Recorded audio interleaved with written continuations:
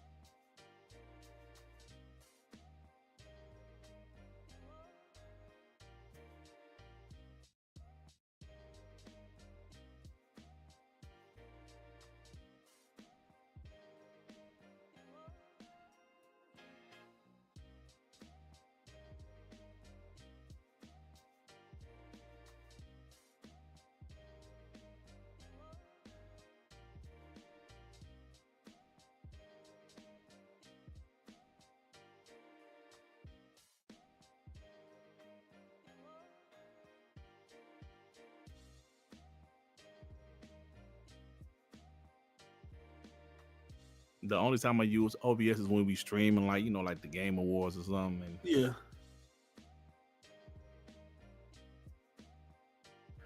Yes, sir. Yes, sir. yo. Nope. Hey, can y'all hear us? Y'all can hear us? I'm not messing up the damn stream, you POS. No mic muted. They still saying. They still saying Da, no. da, da, da, da, Yes. da. Y'all can hear us? Yeah, they No still saying no audio. audio. Yeah.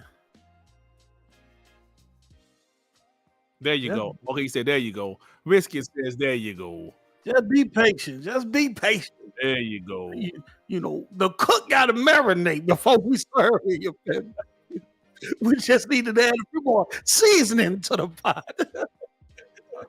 So, hold on. I can hear. So hold on. But no sound for Umbra. Are you? Hey, man, say something, Umbra. Yo, we all here. Y'all hear all of us? No Umbra. Okay, no Umbra. I ain't got my camera on, you piece of trash. Y'all can y'all? I can't. Okay. Okay, there we go. That'll do it right there. Oh man. Okay. OBS, right. yeah. OBS reset the settings. Okay. We should be good now. Yeah. Hey, so I'm going to reintroduce. I'm going to start over. Sorry about that, chat. OBS does reset stuff for you. If you're not used to it, it will absolutely change things up on you, and you're not ready for it. Can't hear you, Umbra. It should be ready now. Hold on one second. Let me test it. Hey, okay. They say they can hear you now. Okay, yeah, there it is. It takes a second, I suppose. But yeah, again, chat, sorry about that. OBS, again, it will cause issues for you if you're not prepared. Danny is a little behind, so he'll join us when he can. But as I said, we have two excellent guests with us tonight. I call them the Dean of Documents, that's Post Up. Yes, sir. And the King of Talking That Shit, Dirk Griggity. What up? What up? So here tonight, we're going to be talking obviously about the Insomniac hack. And all the things that's led from it. We're going to also talk about something that could probably point to that Xbox tax, at least the bias that some of the media has shown. And that's what we mean ultimately by the Xbox tax. It ultimately comes down to bias in the media on how they will cover things and won't. And one of those, I'm sure you all have seen, one of those who have put themselves out there in a way has been our kind of funny brother, Greg Miller. But we'll jump into that in a while. First and foremost, I want to say thank you all for being here in the audience. Again, I know it's the holiday season, so I know if you all are here, it's a special reason for you all to join us, and you really rock with us, so I appreciate that. But I want to introduce our guests and go into our guests and talk about what they've been up to. Post, I'll start with you, brother. What have you been up to? And I know you had a stream the other day, and you guys were cracking me up, but what else have you been up to? Oh, I've been playing a little bit of Halo Infinite, Firefight King of the Hill, which is incredible. I was in the Suicide Squad beta, or whatever you want to call it, alpha, whatever you want to call it. Yeah. So I played a little bit of that. I'm finishing up Gears 5 right now. Finally getting back to that, and I got to get back to Harry Potter because I think I'm not too far from beating that. But other than that, just chilling, man. Enjoying the holidays. Harry Potter. Harry Potter. Harry Potter. I'll be right back. My lady keep calling me. No doubt. So that moves us right to the king of talking that shit himself, Dirt. Dirt, what have you been up to, brother? I know you had a stream earlier today. I missed it, unfortunately. I was doing some things, but how's everything been going with you? What have you been playing? Oh man, I've been I bought the new Avatar game. So far, so good. I'm enjoying it so far. I'm still pretty early, but I think it's great so far. Beautiful game, and didn't realize it was that beautiful. I heard. Yeah, it's a beautiful game. So yeah, I'm definitely playing that. Playing a little Assassin's Creed Mirage. Messing around with that a little bit. But I'm going back to play all these Call of Duty games. I never finished the campaigns for whatever reason. Yeah. I just recently finished Modern Warfare 3, Black Ops 1. I don't know why I didn't finish these damn campaigns, man. I thought I finished some of them, but achievements was popping up. I'm like, damn, I guess I didn't finish it. Yeah. And now I'm playing Black Ops 2 because I'm a bot, and since Call of Duty is first party now, it hits different. So say, let me go back and finish these campaigns I didn't finish or I don't remember. And yeah, I'm enjoying them, man. And, those 360 games actually still hold up. Okay, yeah. No, look, as far as Modern Warfare 3, I had been playing that, but I've been kind of all over the place. So I've been playing a bunch of things, even from Final Fantasy 16 back over to Xbox playing Halo. I actually won Baldur's Gate 3 from my brother Spooky the other day on his show he was hosting, and with K Mega and Fuzzy and a few other guys on there, and so I have that now, the game of the year. But no, as far as that goes, man, I hear you on that. I mean, being a boss, we have to represent Call of Duty now. Yeah, bro. Hey, listen, hey man, they say I can't stand people say, well, did you root for it before? No, you piece of trash. It wasn't first party. This is like if you they'll say if somehow Steph Curry came to the Pistons. Right. Yes, I was rooting against him before, not rooting for him. Dumbass. Hey, you know what you do, Griggity? You know what you do, Griggity? Remember SO? Remember SO? SO? From Insomniac. I forgot. Oh, you talking about Sunset Overdrive? Sunset Overdrive. Oh, right? Yeah. Remember they trashed Sunset Overdrive when they it was sure did. Yeah. Before Insomniac even was brought back, but now Sony got them. What they doing? They rooting for it, and they want a part 2 now. Mm-hmm. Yep, exactly. So did you low key play part 1 on the Xbox? The Xbox you don't supposed to have the Xbox, right? Oh, trash. Yeah. So if they can do that, if they could root for a Sunset Overdrive part 2, well, you can root for Call of Duty. They want to root for Sunset Overdrive. Exactly. You feel me? Listen, they on our team now. You damn right I'm rooting for them now. Exactly. It's That's what we do. common sense. It happens in sports all the time. Yeah, exactly. All the time. That's my point. So it's like it's no different, man. They were not on our team before. We still like them. I always like COD, but it hits different now. They're on my squad, right? Yeah. hated Chicago hated LeBron in Cleveland. Yeah. Right. When he came a free agent, we wanted him in Chicago. Exactly.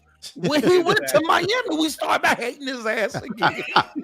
What are we doing here? Bruh, the city of What are we doing here? the city of Cleveland was burning his jersey when he left. I You remember feel that. me? When he came back, LeBron, welcome back. Come on, The man. savior is back. Exactly, bro. Come on, man. This is how it is. Some people be asking, shut up, man. You tell me what you don't need to play Call of Duty. You don't need to play multiplayer. Nope. Well, I do But- now. My guys do. My homies do. The Right. community do.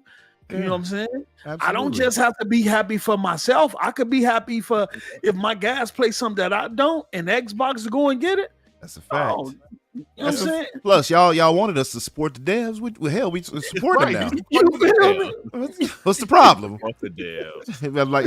be like Michael Jackson on Thriller. What's wrong? What's the problem? I want to give a shout out to Adidas 20, my other Chicago brother. He drops a $20 donation. He says it's like the 91 Eastern Conference Finals, Chicago and Detroit in the house. Hell yeah. Hold on. Hey, let me say something about that. Go ahead. What's up, Adidas? That's the homie. But why you ain't say the 89 or 90 Eastern Conference Finals? Why you go to 91, huh? You know why. That's why they whoop that ass, right? That's right. You know exactly why. But look, I want to do a bit of the and by the way, Post, you had walked away, but I had been playing Halo 2. I played a bit of that legendary firefight. They kicked our ass when we played it. But it was fun. You know what? See, I got to go in there with a squad because I've been just doing random matchmaking, and I don't know what level or what difficulty they having on. I don't know if I played legendary. I got to go in there with a squad and do. I know because the Lord difficulties it's cool, but even still, when you get like the bosses and stuff coming up, it still gets. I can imagine how it is on legendary. It's pretty tough.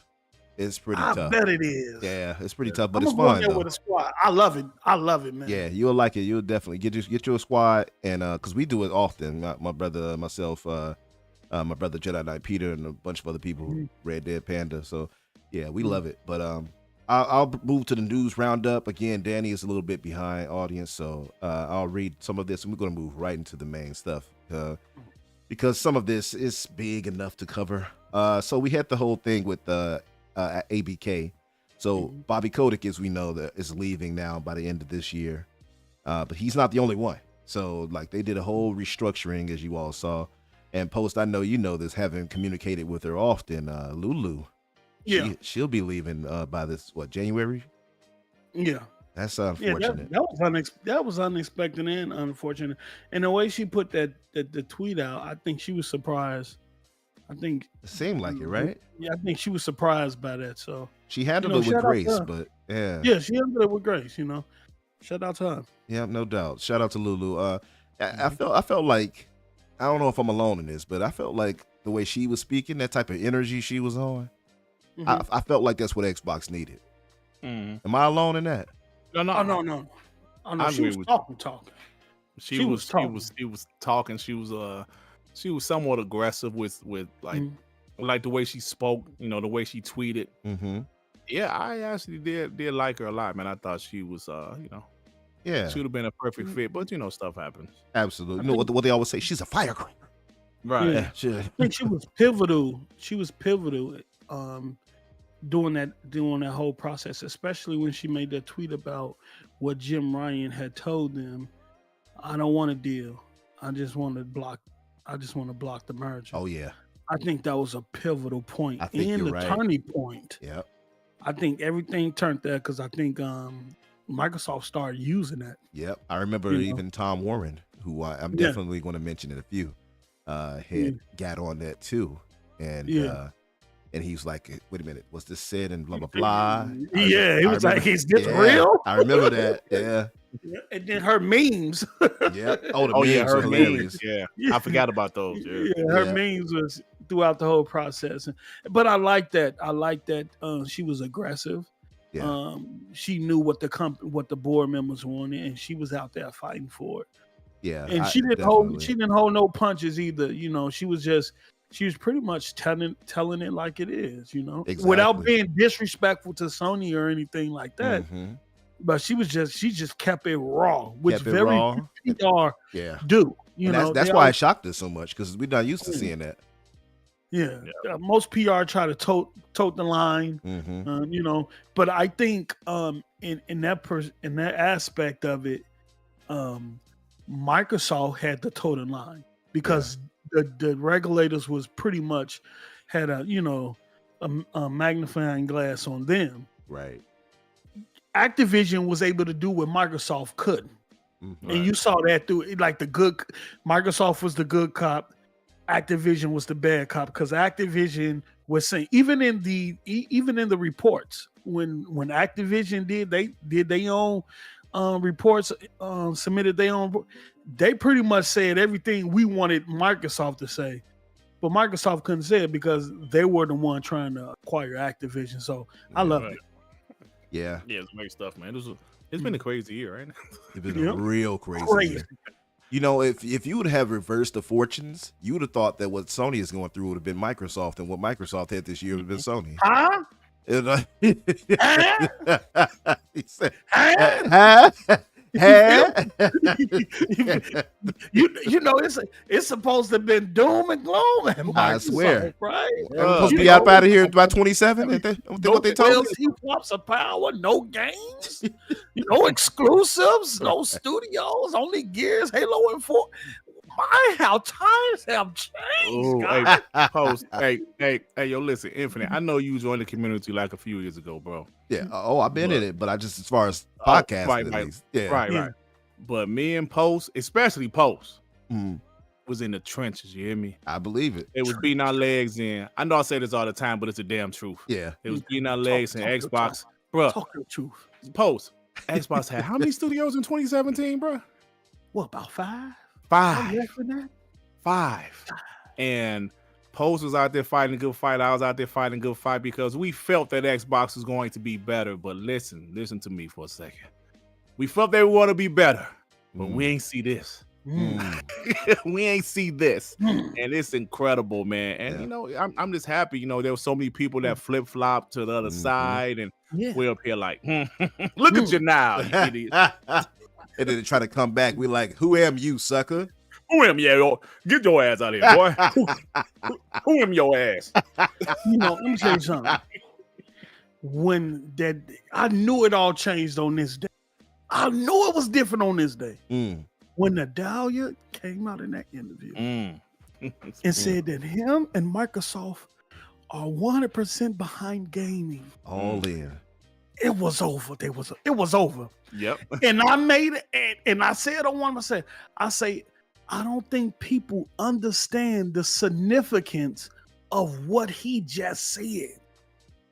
Now you see it. Yeah. Now we you see it. Absolutely. We see it now. Oh man, that's crazy. Yeah. It's a beautiful thing. It's a beautiful Yes. thing. Yeah. Like now you guys, you're right. You were definitely in the trenches because you were podcasting well before I was doing it. And I know, you all were there when we were dry. So You know, it kudos goes to you. back way.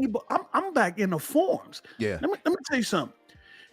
PlayStation Universe. I know they got a tweet. Back in the day, they had one of the biggest PlayStation forums out on the internet. I'm talking about like over 500,000-600,000 members, right? Dang. They had a sub forum in there. It was an Xbox sub forum, right? I was in the Xbox sub forum.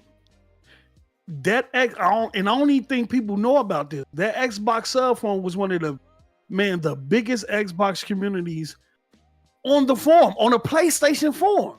Bro, that's where I sharpen my sword. We used to go into the PlayStation forums. The PlayStation dudes used to come into the Xbox sub forums.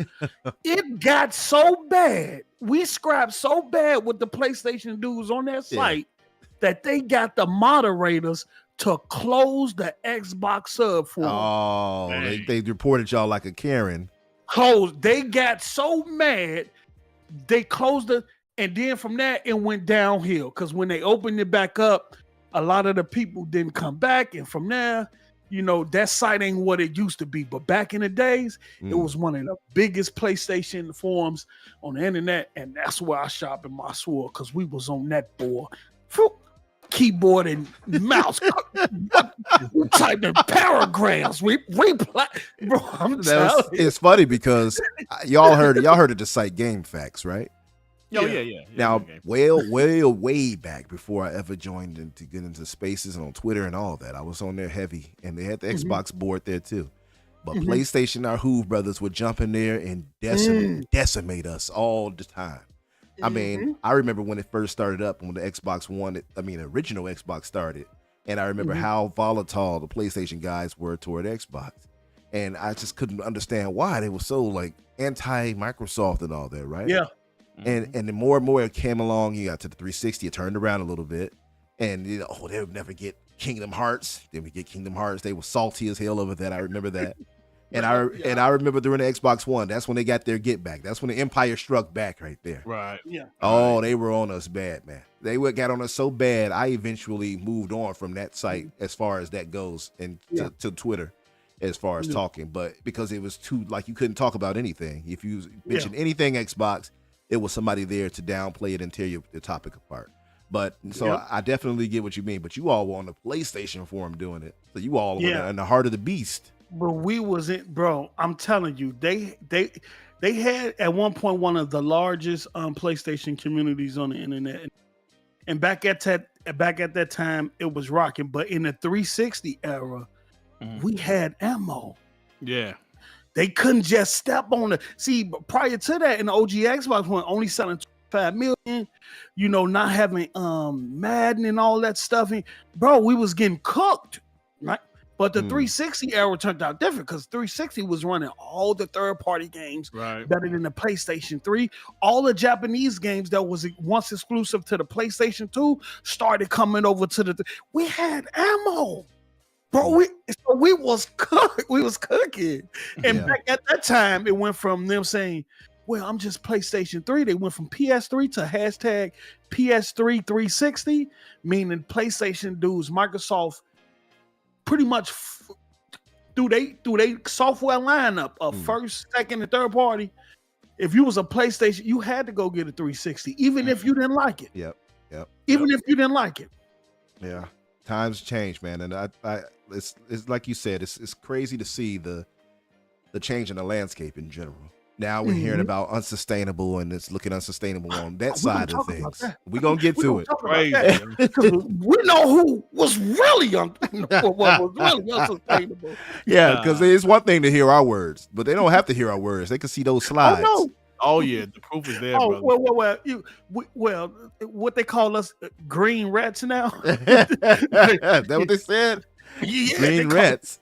Green rats. Oh wow! I say, where they get that from? These hooved hooligans. They saying we out there faking. Oh yeah, they were saying all that stuff was fake. That's crazy, bro. We out here creating our own PowerPoint presentations. They just anything to dodge the truth, huh? Anything to dodge the truth, bro. Man, anything. But That's fake. Right. But so just to read up on it, it says a new internal memo from gaming CEO Phil Spencer reveals that moving forward, top Activision Blizzard King executives will report to Microsoft Gaming President of Gaming and Content Studios Matt Booty, Peaches as some call him. Other studio chief ABK officers will answer to him as well, and continue to help with the transition through March 2024. So I'm guessing, that's when most will be going. It says was it Human Sukanini? Yeah, and who was the Blizzard King Vice Chair, and Lulu Messervy, as we spoke on, ABK Corporate Affairs VP and CCO are also leaving at the end of December and January, respectively. With the latter helping ABK Communications move to new leadership under Xbox's communication. So I remember with Kotick, a lot of people were kind of wondering when he would go, and I know some people were like, yeah, he get his golden parachute, he's gonna get out of there and all that, but he's gonna be there for a while. I was like, I don't think he'll be there long. No. Right. Yeah. People were saying that Microsoft was gonna keep him. They cleaning house. The whole board gonna be gone by March of next year. Yep. And I think that's why we don't have a CEO in place right now at Activision. I think by March of next year, they're probably looking at a list of people right now that can recreate a board at Activision and to find out who they're going to put in place as CEO there. And so I think they get all that sold up by March, and put a whole new board in place, and then go from there. Yeah. You can't get rid of Bobby and then maintain the people there who supported what he was doing, and in terms of all the bad news, the negative news, why they was in a position to be acquired in the first place. Yeah. So y'all supported his actions. Y'all didn't say anything or anything like that. Y'all got to go too. What, you thought you was safe? Yeah, it's just being honest. Holding on to them. It will be just as bad as keeping Bobby in place. So Yeah. I think you clear house, you rebuild the board. You might even go get Connie Booth to CEO. Speculation. I ain't gonna say. You might, if you want to be shady. Yeah. If you want to be shady, you go get her 20 years of what she did at PlayStation and put her at CEO. Man, I'm just saying. I just put it out there. Just Hey man, but this happens all of the time, right? When there's a huge acquisition like this, the company that usually buys or acquires another company. This happens all the time. They move, they move some pieces around. Saw a couple people try to use it as some ammo, but stop it. This happens all the time. This is just confirmation that Xbox owns them now. Matt Booty got promoted. He's running. Whatever. Like, what's his position? Matt Booty position at ABK? Game content and studios. He's the president of game content and studios. So, this is huge, man. This is wild, man. I know we just said it, but this is wild to see what's happening at Xbox, man. I still can't believe it. Bro, it's really still surreal. It's still right. That's what I'm looking for. It's still surreal because we wanted them to be more aggressive. People said, act like $1 trillion company. You're $1 trillion company. What are you doing? Why is Sony outspending you in this? Bro, to see what's going on is unbelievable. It's surreal, like you just said, Post. And at the end of the day, Xbox has their hands in everything. They have their hands in everything, man. I don't care if it's back end. Right. I don't care if it's the software you use to create the game, the physics. They got PlayFab, which is the back end that do all the multiplayer, the servers and matchmaking and all that stuff. Even Sony run their games through PlayFab. Yep. they got their hands in everything, bro. All thing gaming. Microsoft is like covering every corner. Now they're in mobile, Post. Yeah, it's in mobile now. Yeah, it's coming. Guess what? Guess what's gonna come after that? What's that? That Nokia phone gonna have to come. they get a Nokia phone back. They gonna have to. They gonna have to with their mobile store, because if not, you're trying to build a mobile store on platform on your enemy's territories that are already giving you problems on the Android and the Apple devices. You gonna have to come out with your own platform. You want your store to be on there, but you're gonna have to come out with your own platform that supports your store, so you can run it and do the things you want to do, free of what you're gonna run into with Android, with Google and Apple, because they gonna fight to the bitter end to protect the duopoly that they have. They're gonna fight to the bitter end. So while you doing that, man, go get that Nokia back up and running, bro. That Windows phone. You know what's coming. You gonna have to. You're gonna have to. Yeah. Yep. That'll be something. I know our brother Jez Corden, though he'll be happy about that. He always talks about this phone. Yeah. You do always. You know what? I never had a Windows phone, Me but either. I hear a lot of people love the UI and all of that, the OS. So I really would want to see one to see what the hoopla, what the hoopla is about. Don't forget what Satya said. Satya said he kind of regret. Yep. Like shutting it down. Yeah. But I do think they need to do that. I do think if they're gonna go do that mobile store, just like Xbox has its own, you need a hardware platform to support your mobile store, because the freedom, you might not have much freedom in Apple or Android ecosystem, but you'll have all the freedom you want in your own. Yeah. So I think they need to do that. So one of the things that that happened also recently is that you all know about the 18-year-old boy who hacked into and leaked GTA 6 and stuff like that. Yeah. So Tom Warren reports that the 18-year-old hacker who leaked GTA 6 clips has been sentenced to life in a hospital prison. He hacked Rockstar at a hotel using an Amazon Fire TV stick. While in police protection, this dude has balls of steel. 18 years old and just doing what he wants to do. It says the jury was told that while he was on bail for hacking NVIDIA and BTE, oh, that's that communications thing in Europe, I think, right?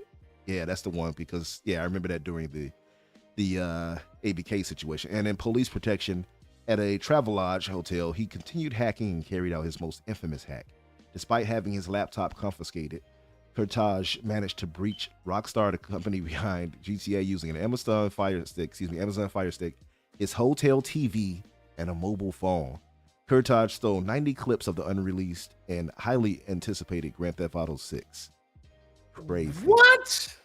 I can't believe he did it with those devices, if anything. The bro had a TV, an Amazon Fire Stick, and a cell phone. This dude is MacGyver. What? Think about that. That's insane. Think about that. How is he this talented? What the hell? Let me tell you something. They're going to put him in the hospital. They're going to medicate him. They're going to get him right. He ain't going to be working for the government the rest of his life. Let me tell you something. I see it. Let me tell you something. Let me tell you something. That little itch, they going to fix all that. But I'm telling you, if he that cold, they is not finna let a talent like, not in the age where the new war setting is cyber warfare. Mm-hmm. That's the new war. That's the new battleground. Yeah. Yeah. They not, man, they finna, we're talking about the guy, on top of what type of psychedelic or stuff. Boy, I'm telling you, that little dude finna be put to work. 18 years old. They about to use him like one of those German scientists and such from over when they had they captured during World War II. He is now an asset. Let me tell you something. They like, you did all that with those devices? You know what, brother? Kurtaj did this with a box of scraps in a cave. Hey, that's some MacGyver for That is real. Definitely some MacGyver shit right there. I ain't never heard anything like that. I don't even know what it takes to start hacking, let alone. Right. But I know that an Amazon Fire Stick is not the most ideal thing to use. I'm just. Yo, I was trying to ponder or process how he went about with just a TV, a Fire Stick, and a cell phone. How? I need to see exactly what because this shit is unbelievable. Dude was programming Cody on his Fire Stick as he hacked him. That's what that was. He wasn't even. Yeah, he's an asset. They're gonna put him in the hospital. They probably medicate him, tone down his urges and stuff like that. They're gonna have somebody come in, give him that serious talk, let him know what it is. But yeah, he's gonna be an asset. You're not gonna see or hear from him probably ever again. Yeah. But you know he gonna be. He's gonna be all right. He's gonna be all right. He's just gonna be working for the he's gonna be working for the rest of his life for the people. Yeah. Hey, listen, I guess he'll have his free meals all the rest of his life, I guess. But what he'll satisfy his urge to hack because the government go out. Adidas 20 gives another $5 super chat. He says, Dirt, you know Uncle with the Pistons, so I will be back no matter their record. It's cool, man. They struggling right now. Yeah. I mean, my Bulls ain't doing as much better, being honest. They doing better than the Pistons right now. That's true. That is true. That is true. We need to talk about no Chicago sports. Right? I know, right? That's a the source. Hey, so that's Shinobi said that Wolverine run on Xbox Series X dev kit is fake. Now I'm seeing that it's true. They said running on the dev kit or the SDK. And who said it was fake? Who pointed it out? Shinobi, but Shinobi. That's what he said. But Shinobi, respond in the chat. Is it proven that it's fake? I don't know. You might be right. That's what Shinobi said, but some people said it's real. Some people said it's fake. I don't know. Not either. I mean, it seems like it's running on x86 architecture, right? The same thing. So I don't see why they couldn't get it over to it. Yeah, it depends. Because I know Sony development environment, from my understanding, is based on Linux. So, I mean, I don't know. It's possible though. It's possible. Oh, apparently Shinobi is a pony, they say. So he's a who brother?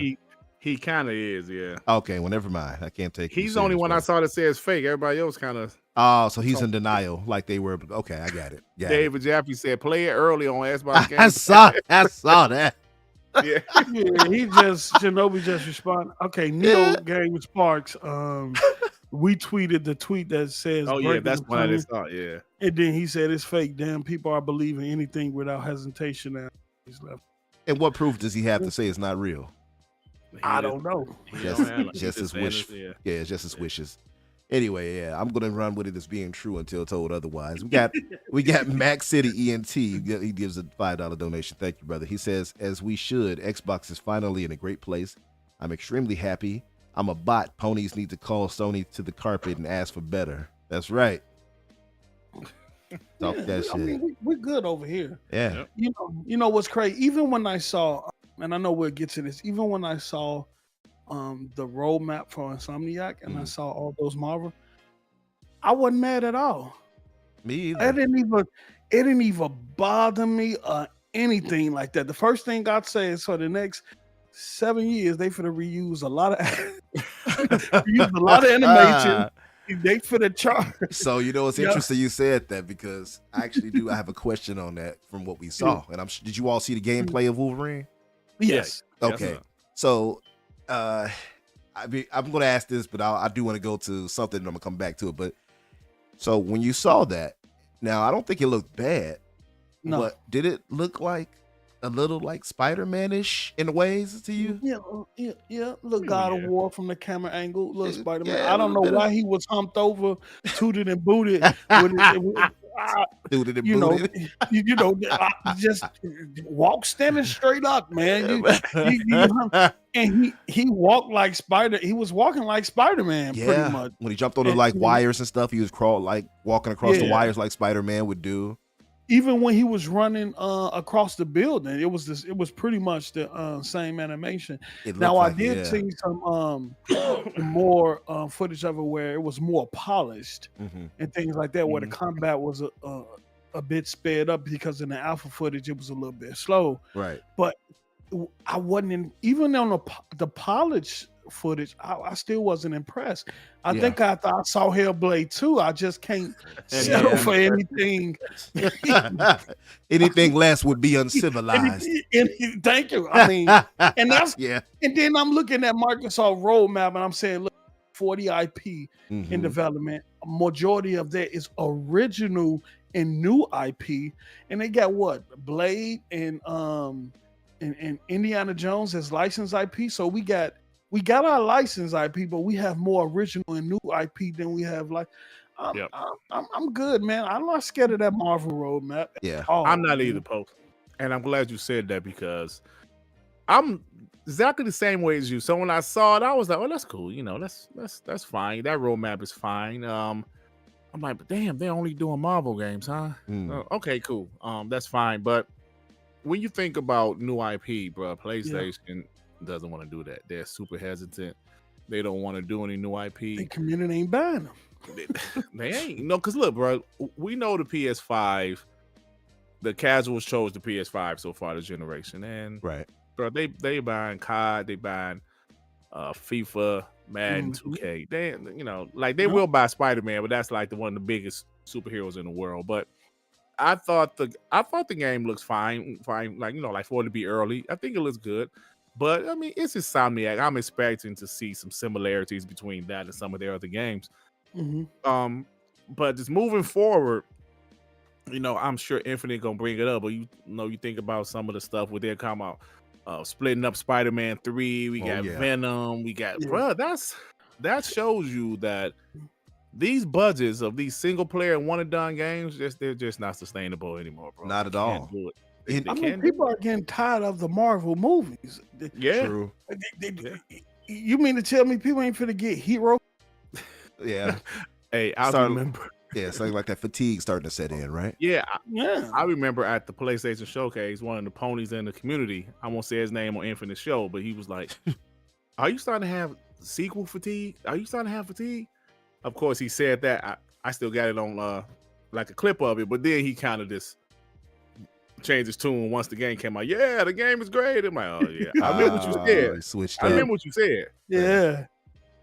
Yeah. So one of the things that came about as we see, like again, we talk about the whole Xbox tax thing, and most people tried to write it off like, oh, you Xbox, oh, it's talking about trying to feel like somebody's against you, et cetera, et cetera. But those in the know who've been in the trenches like you guys, you know for sure, it's definitely a bias from the media and how they portray what they do between Xbox and PlayStation. And it doesn't necessarily have to be some grand conspiracy. It's just a matter of how they present things and how they try to traffic things to get traffic to their sites by using negativity for whomever. Xbox just happened to be that whomever in this case.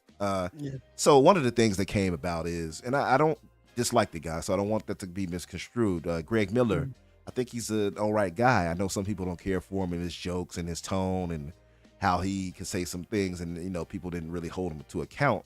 That they would have absolutely trashed us for if we would have said it. But one of the things that came about was the hypocrisy and the coverage of this leak right here, his hack.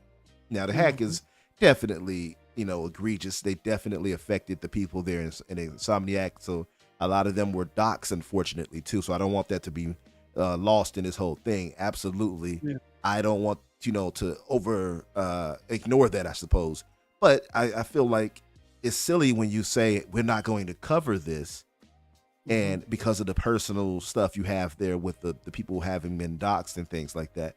But you didn't have that same energy when it was people like Capcom, and they suffered very similar situations with them being doxxed and everything else too. 16,000 people, I believe, right? Or something of that nature, and documents or whatever. But so I don't know. I felt that a little bit weird. And on the screen here, I'm just posting. I just put his name in. It's all I have to put is Greg Miller in a search bar on Twitter, and you can look at the replies. People have been on this dude's bumper. Yeah. So Greg Miller today. This right here, this from Peter Ovo. He says this explains the reaction from Greg Miller in Kind of Funny Games to the Insomniac leaks. No wonder their video title was "Leave Them Insomniac Alone." Leave them alone. Leave them alone. I remember that. That Britney Spears. Leave Britney alone. Yeah, right. But then you had Greg Miller. He kind of doubled down. But you see other people were pointing out the hypocrisy. Oh, we won't cover leaks like that. But then you see some things like this, and it's like, wait a minute. What about this? Biggest leak in history for Xbox and Microsoft. What about this? Biggest leak in gaming history, Grand Theft Auto 6. What about this? 2 big Xbox game leaks. Capcom release dates leaked. Suicide Squad had no problem doing any of that. None of it. Era Cuts right here pointed out. She said, just when we escaped this tax nonsense, Greg Miller, goofy head, had to show up. I'm like, yeah. And Broken Games, BG, he says next time something leaks and Greg Miller and Kind of Funny can't talk about it. Yeah. So they painted themselves in a corner. Now, this whole thing came about, and look, there's receipts on for days right here. You see what I mean? Like, they painted themselves in a weird corner, and I would have said I didn't understand it, but we do understand it because they have ties to people at Insomniac. I mean, they were Greg and I believe Blessing, who I can't stand. Anyway, they were featured in that game, as you all know. And I think obviously the ties they have to them is part of why they don't want to cover it. But my thing is you don't have to cover any personnel leaks and things like that or them being doxxed. You can simply report on the obvious, and you're a journalist. It's part of what you should be doing. Instead, he revealed himself to be a hypocrite, and here's what he said right here to be exact. Let me rewind it a bit.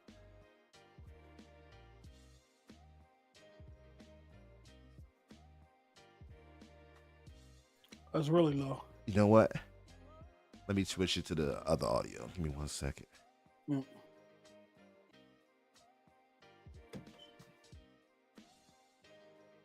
The files, and now There it is. Let me start it. hello everyone, it's me, Greg Miller from Kinda Funny Games, and if you didn't know, Insomniac was held ransom by some No audio on cyber the hackers, stream. the types, you know what I mean, saying that they wanted $2 million or they'd release a whole bunch of Insomniac files. And they did that. Insomniac did not give them the money. The hackers released the files, and now the internet is in flames as all sorts of information about Wolverine, Insomniac, personal data of the developers, and so much more is floating around. This has led to a giant conversation about how this should be handled in reporting video game news. I wanted to come to you and talk to you about how we'll approach it on Kinda Funny Games Daily today. Today, we will not go into the details of this leak. We will instead talk about the human component. All the developers at Insomniac who just had years and years of work published when it was not ready to be seen, information published when it was not ready to be seen, contracts published when they were not ready to be talked about, and of course, their own personal information shared against their will. This is an invasion of their privacy, done in one of the most malicious ways possible.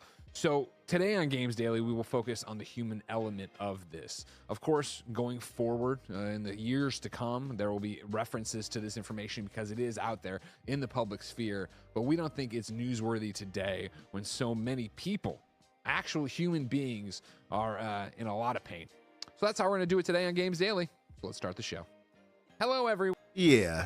So people righteously, I think, gave them the smoke. Just being honest, because it's hypocrisy all around, and they doubled down on it. He posted something here with Blessing and this, I guess, Tim guy who basically doubled down by saying, "Oh, well, we didn't do this for this," and the Tim guy hand waved the Capcom situation. Well, we reported that, but it wasn't as egregious. Blah blah blah. Yes, it was. It was as egregious, but they reported it nonetheless. So you had a lot of people in the community. I think people who wanted to be on this supposed right side of things, trying to defend Greg Miller and Kinda Funny, and I think a lot of people who I appreciated Tom Warren, by the way. I got to give him his love. He been calling people out left and right. Have you seen it? Yeah. So shout out to Tom Warren because he kept it real. He said, and matter of fact, I think this is it. Let me play this too. So this is their great thing. Rebuttal It's here. been talked about a lot, where it's like people showing thumbnails of Kinda Funny Games Daily. It's like, oh, they're not going to talk about leaks here, but they talked about leaks literally yesterday with Suicide Squad, or like, here's all the other times they talk about leaks. Guys, we talked about the Insomniac leaks. Like, we in the same way we talked about the other leaks. Like, oh yeah. See, I don't even pay attention to that because that stuff is just people being trolled, totally, right? Because but that's the thing, is like we did talk about the Suicide Squad leak. Yeah. In that thing, we also talked about we're not going to talk about what happened in the leak. Yeah. We're not doing that. And I think the tough thing is like the inside baseball of why we headline things and do things the way we do. Yesterday's Games Daily, I'm the one who does metadata for Games Daily, right? I titled the episode "Leave Insomniac Alone" just for the fact that like the conversation was around like, oh man, this sucks that this happened to Insomniac, right? But we still talk about the fact that the leaks did happen. We didn't dive into the leaks in the same way that we didn't dive into the Suicide Squad leaks. The reason why I title an episode "Suicide Squad Story Leaks" is because people don't know that happened, and so like that's a bigger headline, right? Like we're doing things to like let people know this is what this episode is about. And so if I title an episode "Leave Rocksteady Alone," you have no idea what we're talking about. You don't care about what that headline is. You guys did know though that the Insomniac leak happened. So if I title a KFGD "Insomniac Leaks Happened," it's like that's not really furthering the conversation, or that's not a good headline really for like what the conversation for the which conversation. is Yeah, what we do. Is we have conversations, and yeah, like to me, I think that we keep talking about context and stuff, and I want to be very clear about something. We are not saying that we're not going to cover leaks. We're not saying that we're not going to talk about the contents of leaks. I think every single thing is context sensitive of what the leak is, how it happened, the extent of it, and timing of it all. Like I feel like when it comes to the Suicide Squad stuff, it's story spoilers. When it comes to some of the Zelda stuff that leaked before, that was like stuff that is like spoiling aspects of the game. That doesn't serve our audience. Yeah. That doesn't serve anything. We're not doing that. It's the same shit when it comes to like Marvel leaks and movies and stuff, where it's like set leaks. Like we're in a time where it's turning, where set leaks are just because of social media. They're everywhere. Yeah. There's no getting away from what we saw of Deadpool, to the point that the leaks then became marketing for them. And I don't know that there's getting away from that. We're just in this new era of back in the day. And when I say back in the day, I'm talking about 2 years ago even. If something leaked in the video game space, you needed to know the places to go to find it. You needed to know the Reddits. You needed to know the Discords. That's not the case anymore. Yeah. Now you turn on Twitter and you need to actively avoid seeing leaks for things, especially like with what happened in the last couple of days. Things are different. Context changes on a day-to-day basis with how this stuff is put out there. Yeah. And I just want to say, you said this, we said this yesterday. We're going to talk about the contents of the Insomniac leaks over time. Yeah. There's no avoiding that. But it is like a time and place sort of thing where yesterday we wanted to talk about, hey, let's talk about the human element of it, as opposed to sitting down and sifting through all the leak stuff, because like, all right, that's enough. I can't keep listening to this dude. So the problem I have with that is they gave such grace to Insomniac, and understandably, I don't have any problem with them giving these people grace. I feel for them too. I know how it feels personally to be doxxed, as I was doxxed before. I won't get into that, but I understand that. But why didn't they have that same energy when it came to all these other companies they covered? That's where the hypocrisy kicks in. Yeah. So this little high horse that they were standing on with the little soapbox and with the human element, save all of that, because you didn't say that when you were covering Microsoft. You didn't say that when you were covering Capcom or Rocksteady.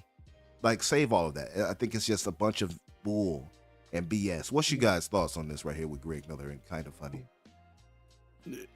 Yeah, I agree, man. You know what? See, I don't know if they consider themselves media, but they come off as media.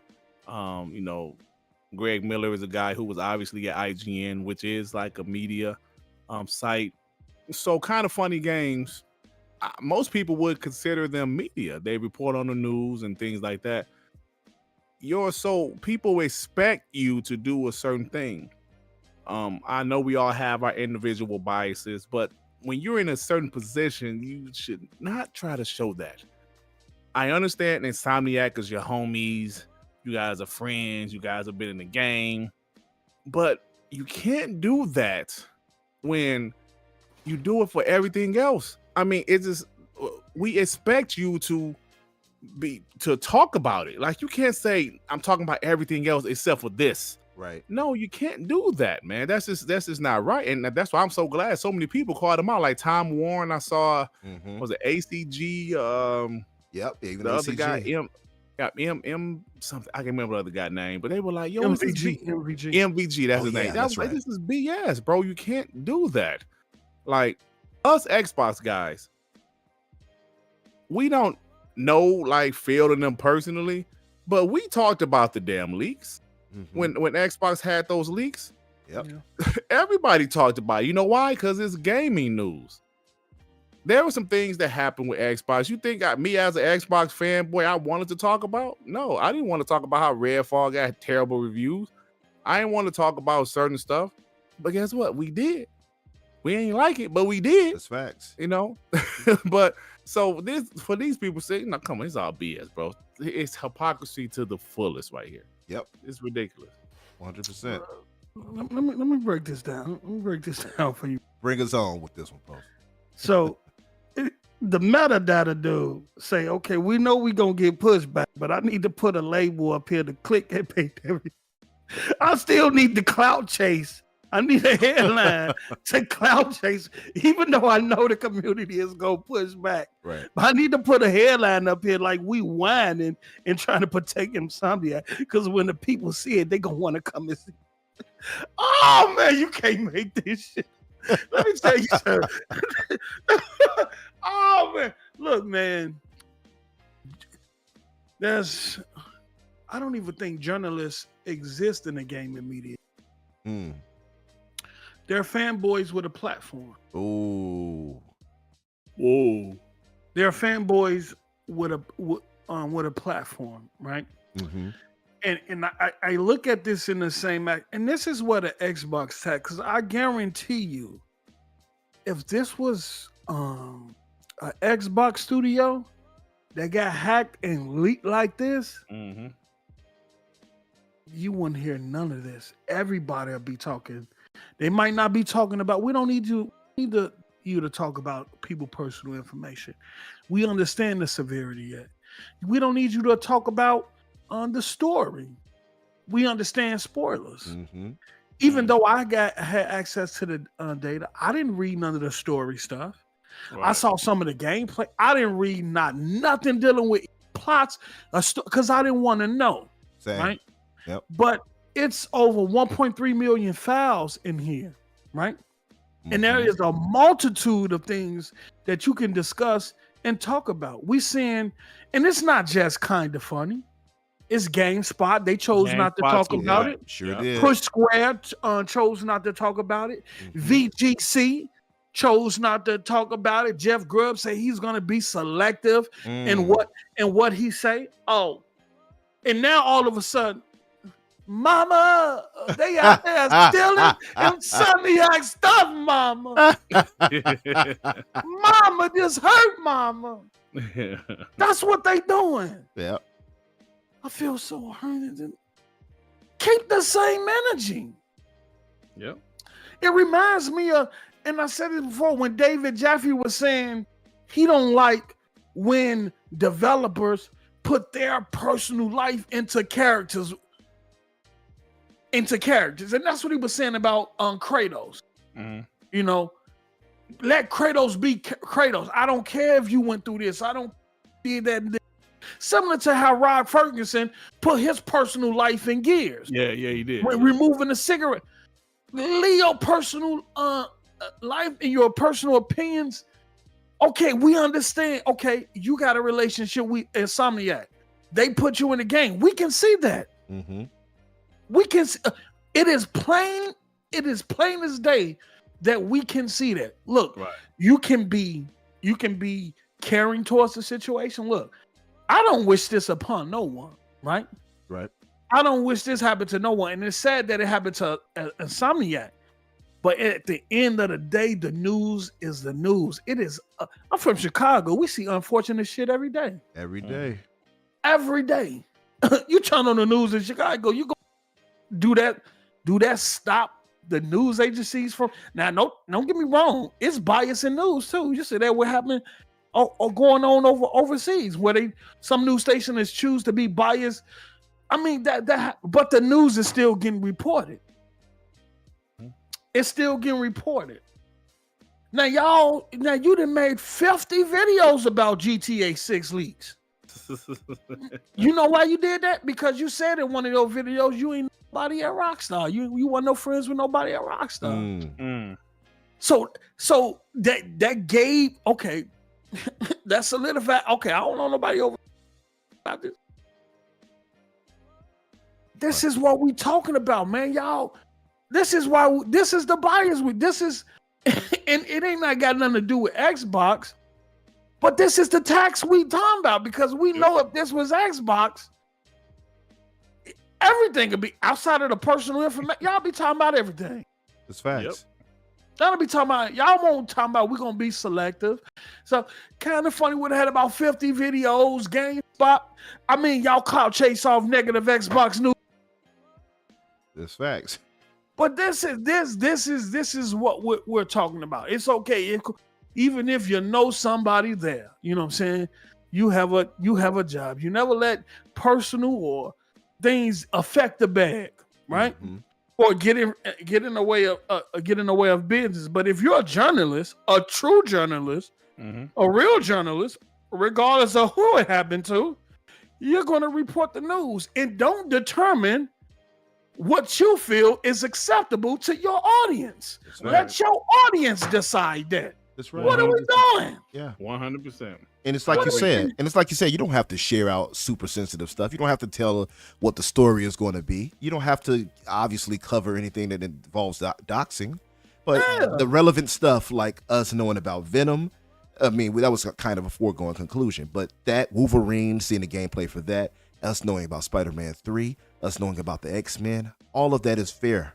All that is fair game right there. It also paints, in my opinion, it painted a more positive picture for Sony's roadmap because before that, they were looking pretty dry over there to me. Right. Yeah. And this too, I want to say this too, and it's not to the I seen developers come out on Twitter, right? Mm-hmm. Being mad at the IGNs and the Kotakus because they actually been reporting on it. I could say that finally for IGN. Mm. IGN didn't take nobody. And Kotaku been just getting article after article as they should. Yeah. Mhm. And I've seen developers on Twitter, you know, kind of no. Why you? That's their job. That's what a journalist do. That's their job. So don't ask them to be journalists when they promote the game on your website, or when they writing a review for your content, or when they marketing your stuff and they articles and on their it's cool for them to be a journalist now, but now you don't want them to be a journalist. Right. Make it make sense. Go ahead. Close. I used an example, an analogy earlier. It was like more of an example how Charles Barkley, who's of course was a former NBA player, but now like he's a commentator and he gives his opinion. Him and Michael Jordan fell out because he didn't like Charles Barkley's opinion. And he said, listen, Michael's my boy, but he didn't like my opinion. But look, man, I'm doing my job. Yep. You know, he's getting paid to say his opinion. Now, it's rough sometimes. Sometimes you might obviously rub some people the wrong way, but that's what you signed up for, right? That's right. Exactly. We signed up for, you know, my channel is a constant war channel, so I know I'm gonna rub some people the wrong way. Mm-hmm. It is what it is. So if you're signed up to be a journalist, people expect you to deliver the news. You can't all of a sudden say, yeah, it was a hack, but we don't want to talk about it. Wait a minute, man. Well, it's your job. But like you said, you don't have to give them details. You don't have to say certain stuff, but come on, man. Look at this. Look at this. Despite all of the negative articles and stuff that these platforms do, Microsoft still work with them. Mm-hmm. Yep, they do. They do. Think about that. The IGNs, the ones we go out on a limb and say, y'all buy it. Microsoft even sends stuff to kind of funny them. Mm-hmm. It's true. They send stuff to pro PlayStation. People that they know pro PlayStation. Mm-hmm. Mm-hmm. Right? They send stuff to the IGNs and all these platforms, even though sometimes they put out bogus articles. You think Microsoft, that's your job. We gonna accept the good feedback with the bad feedback. Now we know y'all might do some trolling in there, but that's cool. But look, man, this is gonna be one of the go down. It's probably one of the most, I won't say controversial. It's not so much of being controversial, but this is gonna be a pivotal point in gaming because the media, gaming media, has exposed. They did the same thing with Hogwarts. Hogwarts, man, that pissed me off so much. It actually messed me up worse. At least for how I could see the lack of integrity in these so-called journalists more than even the Starfield snub. I spoke about this before. You could argue, well, there were so many other great games, that's why Starfield was left off. You can argue that. You can't argue that the best-selling game across the world, Hogwarts, and that reviewed well, suddenly was snubbed for every single category. Right. You can't argue that. One. And still cooking. So that right there pointed us directly to understanding, yeah, you all have your agendas too. You all have your lack of integrity. They came out vocal about it. Absolutely. And hell, Jeff Grubb, who you mentioned a minute ago, he was vehemently against it, saying, well, I'm not going to support this, blah, blah, blah, and who cares if about Hogwarts and those developers if this game doesn't get nominated or whatever. Like, I forgot the exact wording, but a buddy of mine pointed that out. And I was like, see, that's the type of problems, and that's the type of issue we cannot allow, in my honest opinion. Your agenda and your personal feelings on J.K. Rowling should not affect these devs who'd work their ass off for this game. That should not be happening. And you know what? Man. And you know what? I will say this. I am sad that it happened. I'm sad that the data got put out there. But now that the data is out there, I, as a gamer, as a listener, as a fan of this community, can choose where I consume that data. I don't have to go to these guys, the Jeff Grubbs or the IGNs or the kind of funnies. I can go on YouTube and pick one of my favorite content creator and get their perspective of it. You know, I can choose where I digest my information. And I think that's probably the positive aspect of this, is that despite these platforms not wanting to talk about it, that you got content creators in the community that is willing to talk about it. You know, and I've seen the people I've seen talk about it. They haven't talked about the personal information. They ain't even talk about the plot of the story. Hell, people ain't even show none of the gameplay. Right. We've been talking primarily about the roadmap, the Sony aspect of it in terms of the presentations. Sony being really concerned about Activision, being leapfrogged and such. Leapfrog, looking at the numbers, saying, "Look, they are spending way too much on first-party games," and we've been looking at that aspect of it, which is where a lot of the substance is. Yeah, you know what I'm saying.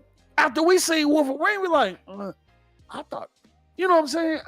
I just don't get it, man. I just don't get it. But they people are emotional right now. I think you hit it right on the head, though. And Tom Warren spoke about exactly what you said, where this would be a pivotal moment as far as journalists, too. So he made a tweet and said the Insomniac hack might be a turning point for how we think about game leaks in the media, dev community, and fan base. We've seen similar hacks in the past, most notably Capcom and the GTA 6 leaks. These were widely covered without the types of editorial decisions and discussions we're seeing today. So he's in his own way saying, they didn't do those the same way they're doing this. We've seen them gaming media pick a side. Yep. That's exactly when they supposed to be in the middle. Exactly. That's what you're supposed to be, you know. So I'm actually glad that Tom Warren kind of called him out, though. Yeah, he did. And he's been on a few people bumpers. The guy from GameSpot, he said something to him and everybody else. I've seen it. And he said, I'm confused. Like, he came in there genuinely like, I don't understand this. And I know, so I'm pretty sure somebody hit him up in the background, like, oh, hey, you know, like, please don't do this. Don't come at me on the tweet. But he was right, ultimately. And it's not about us. You know, I think a lot of times when we talk about this, being Xbox guys, right? I know a lot of PlayStation guys. I know our Who brothers kind of get sensitive and like, oh, you all just. I had this guy the other day, Tuesday for Boom's podcast. He actually tweeted me, and then he joined the show in the chat and is still going back and forth with us the entire time. And he's like, oh, you all just want to see PlayStation go under. You just want to see them fail. Oh, that guy, I guarantee is the same guy. Is it the same one? Yeah, he been saying that, man. Is it Gamer Night? Is that the one? I think so. I think he changed his name. I feel bad for him a little bit because it's like, dude, I don't want PlayStation to fail. None of us want that. No, of course not. All three of them need to coexist to keep each other in check. Absolutely, fact. An industry with just Sony and Nintendo is a terrible idea. In the industry with just Microsoft and Nintendo, or just Microsoft and Sony, is a terrible idea. Believe me, I know it sounds good, but let me. It is not just imagine a good thing. They pose like, just imagine it's only McDonald's. No Burger King, no Wendy's, no Chick-fil-A. Come on, man. No, nothing. We don't want that, bro. Then you want their time. They ain't got no competition. They can sit back, relax. They don't have to rush. They don't have to innovate. There's no one there to push them to innovate. That's why I say Microsoft needed to get in the industry, because they pushed Sony then. They actually sped up, because I think the PlayStation 2 would have been out way longer than what it was if Xbox when they came in. Yeah. They was at 150 million sold already. They probably had a PS2 like 2007 probably. Exactly. Yeah. The PS3 would have came way later, because the PS2 was selling so still well. Selling. Yeah, still selling. They probably would have got it to over 200 million hardware units sold. Or waited to the numbers started to decline, but you wouldn't have got the PS3, and you know the PS3 was rushed. Look at the hardware, how it was set up. They weren't ready. They weren't ready. But Microsoft kind of came in and said, "Okay, we coming out with the 360 early." And what Sony couldn't lead them out there for two. Sony wasn't gonna lead 360 out there for 2 years. Not at all. Bad stuff or 3. No, so they had to rush it. But that's what competition does. That's right. You know, and the competition is a good thing. Like we would be stupid on Xbox side to be like, oh, Sony let them go under, and then Microsoft can get complacent and not give us what they give them. We got the best quality, and as far as services and ecosystem right now because of the competition right now. Best consumer friendly service, all of that, and all because they have to make sure to compete against Sony. I mean, I've said this before. Wasn't no GUI before Xbox. Wasn't no hard drives in these systems before Xbox. Yep. You know, wasn't no matchmaking. Wasn't no lobbies. Wasn't no downloadable content. Right. Wasn't no digital stores like Xbox Live Arcade. Wasn't even an Xbox Live. Preach. Yeah. You know what I'm saying? Absolutely. So some of the things we found out, and I'll read a little bit of this. This is Polygon right here. That says the catastrophe of the Insomniac hack goes way beyond leaked games. The breach impacts more than 400 employees. Ouch. So on December 12th, notorious ransomware group Rhysida announced that it was holding a mass of Insomniac Games data hostage. If Insomniac Games wanted to keep the information from being released, it would have to pay up. Rhysida wanted 50 Bitcoins. I didn't know Bitcoin, like that little, would cost that much, by the way. Roughly $2 million for the data. Let me ask you guys that. Reading that right there and then seeing how much damage was done from the 1.67 terabyte that they released, and us seeing all this other stuff that's been released because of it, even up to including allegedly Spider-Man 3 and Venom game files being out in the wild right now. Allegedly. Mm-hmm. Now, Crazy, bro. what you guys think, and I've seen some people that were like against this, but would you all have paid them the $2 million in Bitcoin to prevent this, or would you have done what Sony did? What do you should think of that? Well, of course we like with hindsight. Of course we would have paid it, but Right. man, you would think 2 million Sony could just pay that. Like, yo, okay, look, man, Let's slide please, you a little something. Yeah. yeah, you would think they would have. I probably would have, if I had it like that, obviously. Mhm. But looking at it now, I know they wish they would have. Yeah. But then again, it's kind of like we can't let these people dictate what happens, but they showed you though. They showed you what they can do. Shit, man, it's crazy, bro.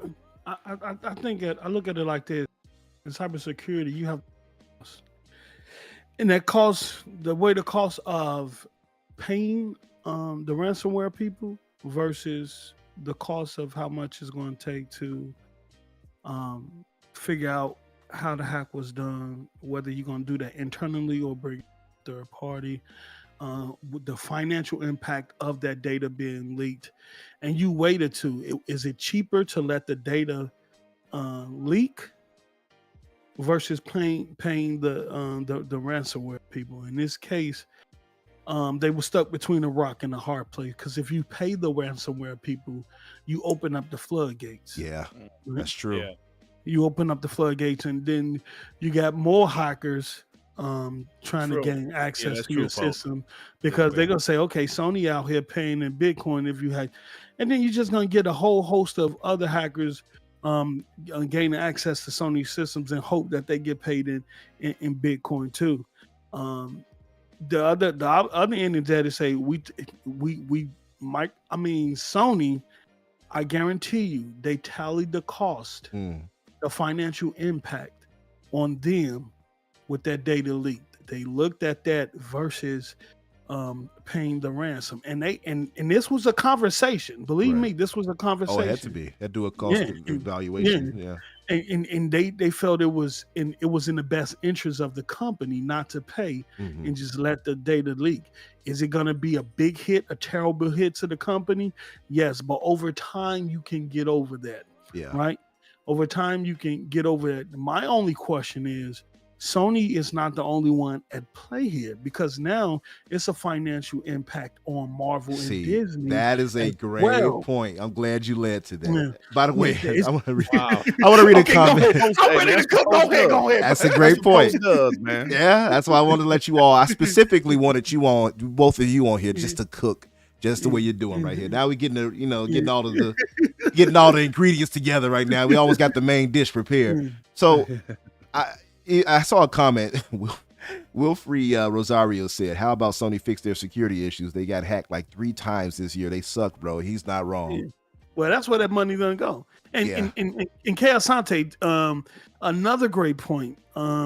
You can't trust the ransomware. Yeah. You would have played that 2 million in BT in Bitcoin, and they would have released that shit anyway. That's what Joey said. Joey Crack. What's up, Joey? He said the same. He said there's no guarantee they wouldn't leak anything and everything anyway. So it's true. Yeah, exactly. Or say, okay, you paid us 2. Okay, we need 3 BTs now because we still got it, and this is just we won't leak. You know what I'm saying? And that they'll be in the palms. They'll be greasing Sony hand. You know what I'm saying? You're right. So at that point, you just let the data leak after you did evaluated the financial impact. My thing is, I want to know Marvel, Disney app, and that's a great point. Because I'm right here. It's a financial impact there. You're right. It's a financial impact there. It is. So I wonder then, because of the continued hacks that Sony has had and the apparent lack of cybersecurity that they have exhibited this year long. I mean, Sony has been notorious for this over the years. We all know that. But like this right here happening now with their property too. So just reading this, it says the data that was uploaded in 3 separate parts, each one organized in a data catalog with an interface similar to Microsoft's File Explorer. It was secretly a Microsoft employee that did this. These files include lots of in development materials from Insomniac's upcoming Wolverine game, including design documents, casting information, and level designs. In progress, gameplay from Marvel's Wolverine started to spread quickly, as did other information about the studio's partnership with Marvel. It's a devastating and unprecedented leak of game information similar to scope to last year's Grand Theft Auto 6 breach. So, my thing is, and going right to your point, Post, is how does Marvel feel about this now? Do you think that they would try to, I don't know if they would necessarily cancel any partnership with Sony and Insomniac, but I know some things. And shout out to my brother John Wall. He say I work directly with victims of branches. FBI says never pay. Once data is compromised, it's compromised. Yeah, I look at it like this. Right now, you have source code and data to probably 3 Marvel IPs out there being played right now without their permission and without no financial gains from it. Right? Yeah.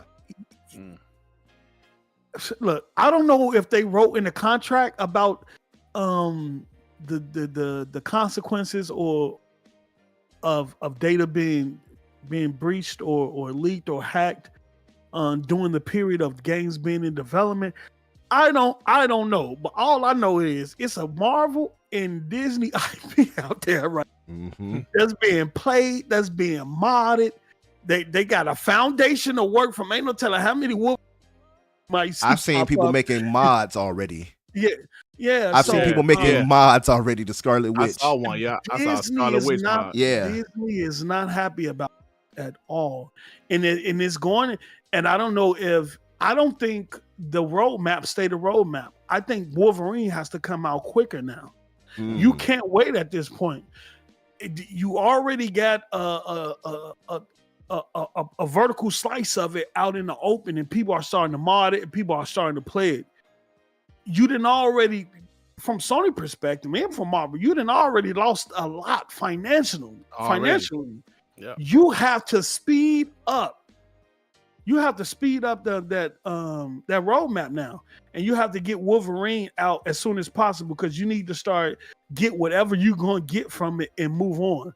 Because the longer you sit, by the time it do come out, the way the PC, the mod is on, you might have people playing they own. They gonna make their own version. Yeah. So I think at this point you got to get it out as quick as possible, and then on the other internet in terms of contractual agreements, and I think this is going to impact future agreements going forward in terms of licensed IP. You best believe that data leaks, if it ain't already in there, data leaks, hacks, and all that stuff will now be incorporated in those contracts. And the company that and I think Disney will start penalizing the Sonys and the Microsoft for situations just like this if they already haven't. That's a And let me really ask you great this, though, point. Bo. Let me ask you this. So you said you feel that they should try to get the game out as soon as possible. But I guess the question is, how? Like, put more people on. I mean, if they put more people, the whole team on Wolverine, that's gonna push back their other projects, right? You And- gotta and- do what you gotta do. What you gotta do is you gotta do, right? Now, at the same time,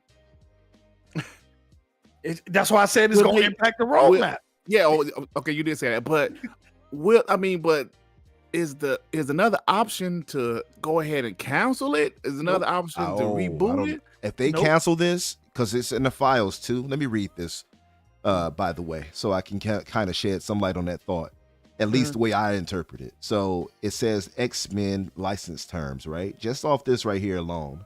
Yep. So we found out a few things. The commitments they have to sell, it's comprised of $621 million. It says 120 million development commitment for each required title. So it's a trilogy, from my understanding.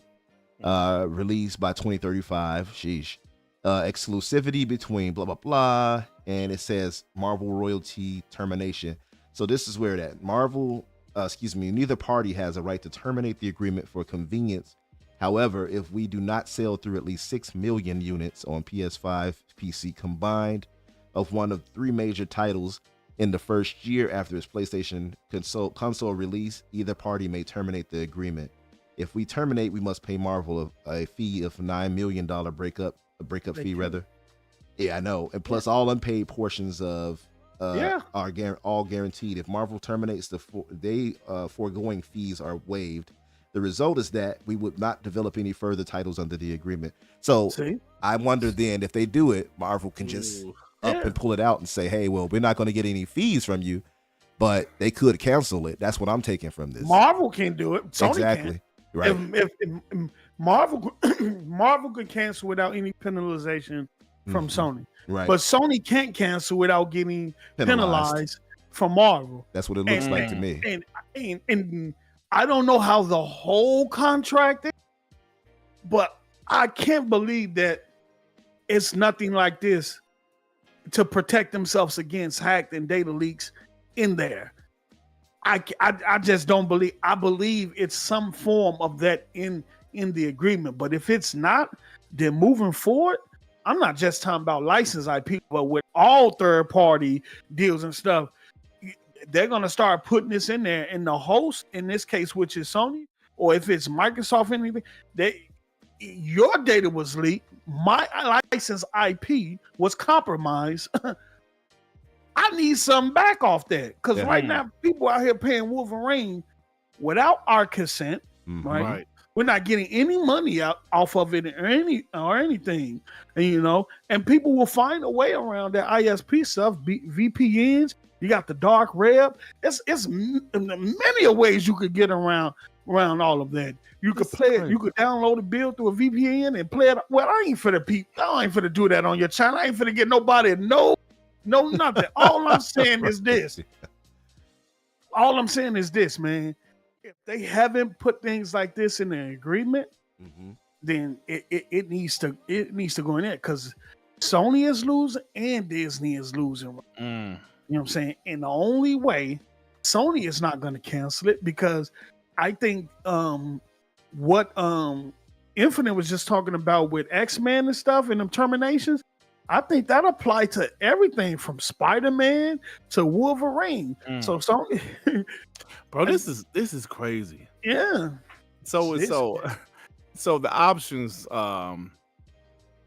canceling is most likely not an option. The percentages change. Rebooting probably is not an option, because that's going to add development time, more cost, exactly. More cost. Like, bro, they can't afford it. You got to get it out. You got and from what I've seen from the polished version, it looked like they're not too far away. From the polish. They just gonna have to speed up there. They're gonna have to pull some resources from some. I know they got a team working on like new IPs. You got an X-Men team. You got a Spider-Man 3 team. They got multiple teams. You even Venom. got a Ratchet team and a Venom team. Oh, yep, all of You these got to incubating. force them. It's Mhm. all hands on deck right now. Yep. We'll Yeah. figure out everything else later. It's all hands on deck. Let's get Wolverine out the door so we can start recouping on the financial loss that we didn't already, which is in the millions. Yeah, I wonder exactly just how much damage this has done for them money wise too. Oof. That's the part we can't calculate it, we can't quantify. But yeah, but rough, man. It's rough. one of the things, like I said, that we came to find out, it's not only just about Venom. We kind of knew about that happening from playing Spider-Man 2, but obviously Wolverine we knew about. But to see it in action, we talked about it a little bit earlier. I wasn't exactly impressed by what I saw. I didn't dislike it, but I wasn't impressed. I like it. Yeah. And I don't want to write it off. It's early. It's like Yeah. much like what you pointed out on your show post, and I thought you gave him good grace with that by pointing out, unlike our Hoove brothers who didn't give Redfall that grace and wrote it off immediately, Right, trashed yeah, it. yeah. I heard that part. Yeah, you gave them grace. It was like, hey, this is an early build. We can't judge it yet. And you're right. So I don't want to judge it, unfairly just yet. And I do like Insomniac and I trust them, so I know they'll get it together by the end of it. But one of the things we found out now is they are chasing after Hellblade 2 visually. Yeah.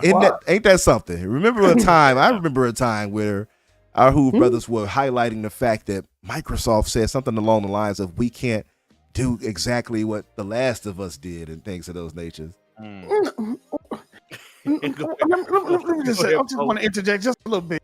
Microsoft did an internal review of and they were saying that Microsoft then said they couldn't do it. They just said in terms of the investment into Last of Us to get it to that state, no other publisher or developer is out doing that. They never said they couldn't do that. You feel me? Let's clarify this. We know how these ponies be out here just twisting up everything like a Twizzler, but we gonna clarify today. Microsoft said they couldn't do it. They said there's just nobody else out there that's making an investment to put out that type of quality. But that narrative has been dented. How far we have come, Infinite and Dirk, how far we have come when what they say, the first place. Yeah. First place is following third place. This is crazy, isn't it? Oh my God. Now, first off, this Bobby Hawk guy, he said, how many people actually finished the first game? I finished the first game, sir. Same. This spreadsheet, well, not spreadsheet, but this sheet that Infinite has up is not fake. It's not Ponies fake at tried all. to say it was fake. Yeah, they tried to say it's fake. No, it's not fake. But let me tell you something, man. Post just said it, bro. What? Post, do you remember people comparing Kratos to Sea of Thieves? Facts. Laughing at Sea of Thieves? Yo. Comparing, like, why Xbox got all these damn cartoony games? They ain't got no photorealistic games. Where the games? They all these TD-ass games. The world's most powerful console. Right. All these cartoony games. What was that? Now, Insomniac, who is a hell of a developer, don't get me wrong, even they have to say, whoa, listen, this is Hellblade 2. This photorealism, this game looks phenomenal. You know what? We kind of want Wolverine to look that damn good. Listen, hey, man, this ain't me posting Infinite saying this. Insomniac said this. They had to say that off the first trailer. They had to. Yep. Because the Game Awards just happened with the right. last. That's a good They point. had to say this about a trailer or two ago. Yeah, that's so right. We're talking about a year or two ago. Before it was looking as good as it looks now. Before we even got real gameplay. Come on now, Dirk. Hey, listen, bro. So when I read that this morning, I said, whoa. Let me read this. Let me take my time and read this. Yo, they're actually giving Ninja Theory props. They say, yo, this is the visual fidelity we're looking for. Now, their games already look great, but they are so impressed with Hellblade photorealism, the facial features of Senua, the bro. the visual aspects of Hellblade, they were super impressed. Let me tell y'all something. Y'all know I came here to cook. I came. Thank you for letting me cook right now. No, thank you. Come here to cook. Thank you. I told you I came. Remember, I know both of y'all remember. Yeah. When Ninja Theory kept putting all them documentaries of them over in Iceland. Mm-hmm. People would jump. When we gonna say some game thing? Yeah. Why y'all keep putting out these boring hide? documentaries? What they hiding? What y'all had? Huh? All these rocks. Why we looking at all these rocks? All these rocks. Nobody care about bird poop. We don't care about y'all taking pictures of. We don't want to hit nothing. Let me tell you something. You ain't heard nobody question 12 T-flops of power after the Game Award. You ain't heard nobody say the world most powerful console after the Game Awards. Hey, speak on it, Post. I Speak hadn't heard him say Let me tell nothing you like something. it.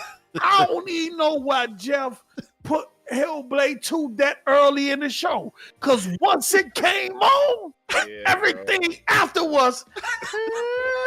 Hey, What are we doing here? After they showed that, I used an analogy of I remember going house shopping. The first house they showed us was the house that me and my wife bought, right? Mhm. She showed us several houses this day. I didn't give a damn about none of those houses. I wanted the first house. That's how Hellblade was at the Game Awards. Bro, Every game they showed, I didn't give a damn. And one more thing, God of War has amazing graphics. Mm. Hellblade made God of War look like Sea of Thieves, bro. I'm not. Oh, oh, oh. And God of War got amazing graphics. We but came that full shit look circle. God, look. Let me tell you something. Talk to him. I mean, the point of the matter is, let me tell you something. When they showed the Hellblade 2, I started looking at everything after.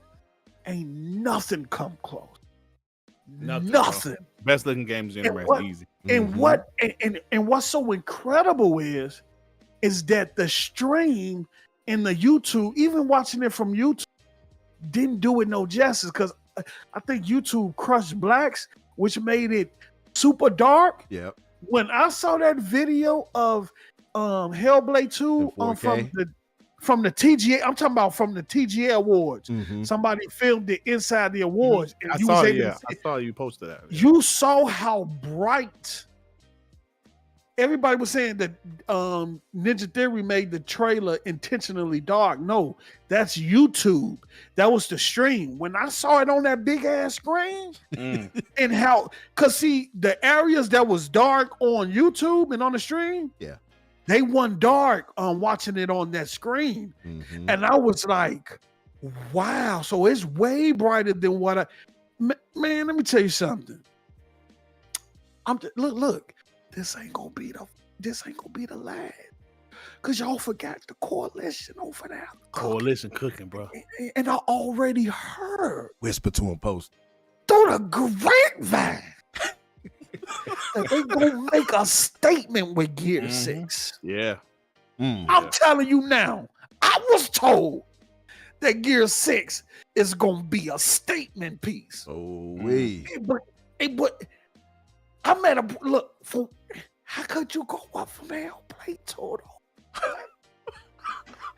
And don't forget how a great Fable looked too, bro. Because people were saying, Absolutely. "Oh, that ain't gameplay. That ain't gameplay." Hey, They didn't even think that was real. Exactly. Yeah.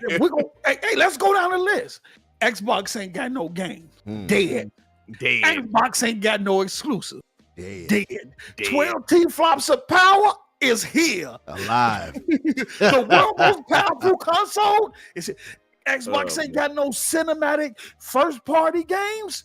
Dead. All, There you go. all of it. Game Pass is unsustainable. Dead. PlayStation first party is unsustainable. Alive. Let me tell you something. Talk that shit. TTS Post. I love it. Hey, Post ain't lying though, man. Listen, Post ain't lying. All of those narratives. The only narrative they have now is console sales, and obviously all. that don't mean the damn thing. That Nope. don't mean the damn thing because PlayStation out here struggling. Yep. So And console sales. Hey, that's it, man. and going by the whole, the point of them struggling and things like that, wouldn't you know it, they just had this situation where now we're hearing, the PSVR studio now is being laid off because of it. I just saw that. Yeah, right before the show. I saw huh? that. So What? Tell me about that. I hear this. Come on, talk. let me see if I can find it real quick. Yeah. Talk to me now.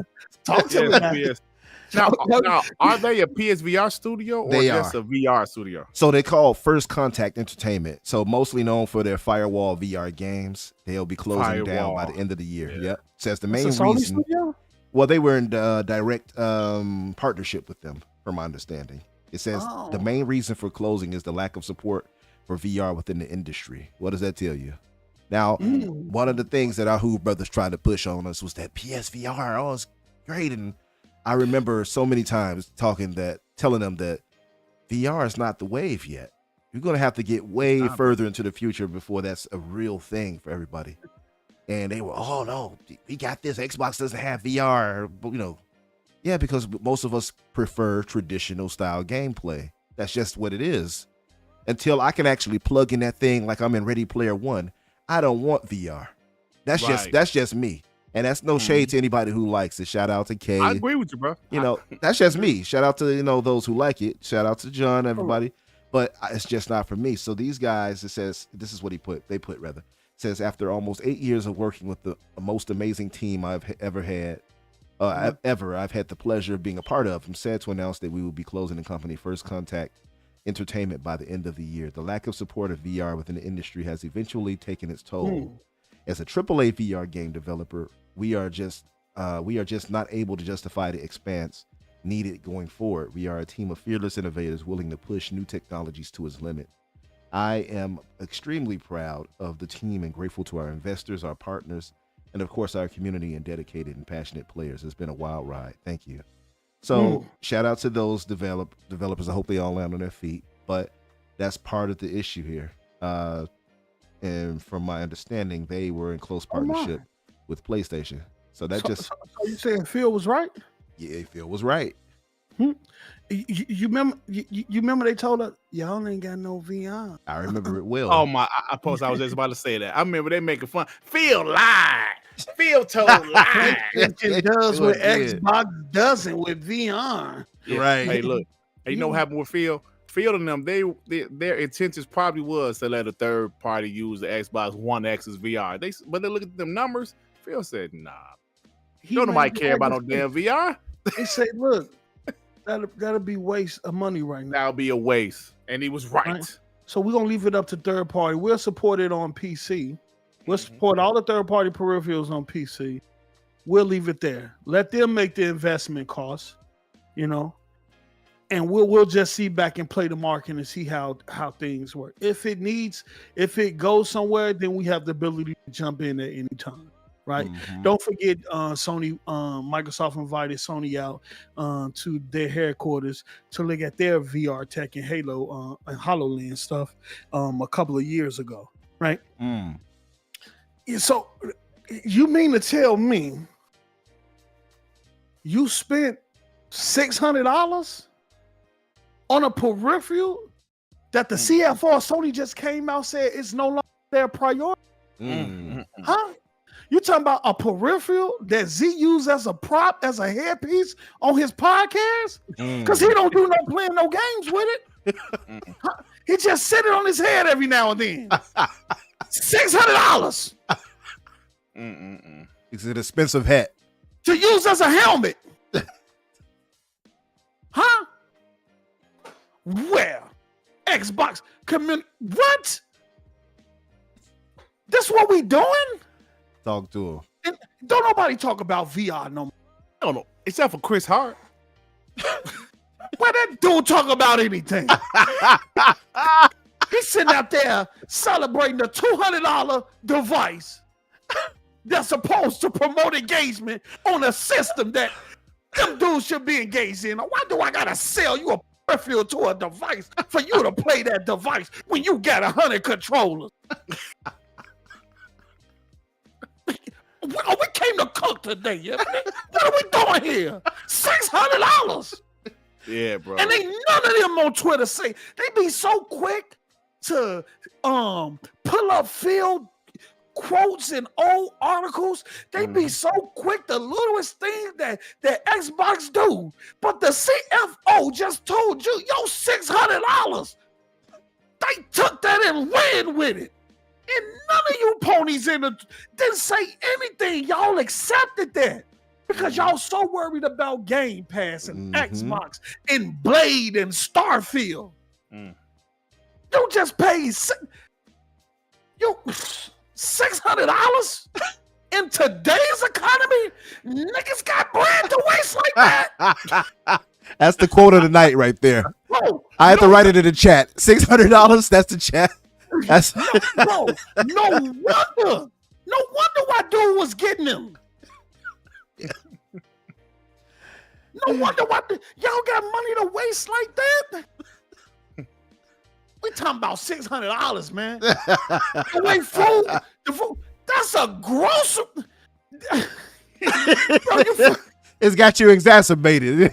bro, and I'm nobody said nothing. None of them. Not a word. And let that would have been Microsoft charge the Xbox community $600 for a VR, and then Phil come out and say it's no longer a priority. Oh boy, you know what would be happening. A man, they'd have got killed It in will the media. be 50 million articles. Yep. It will be, the PlayStation community will feast. And see, that's why we talk, and ain't nobody talking about it. Nobody, bro. Nobody talking about this. Nobody talking about it, man. So But everybody knew.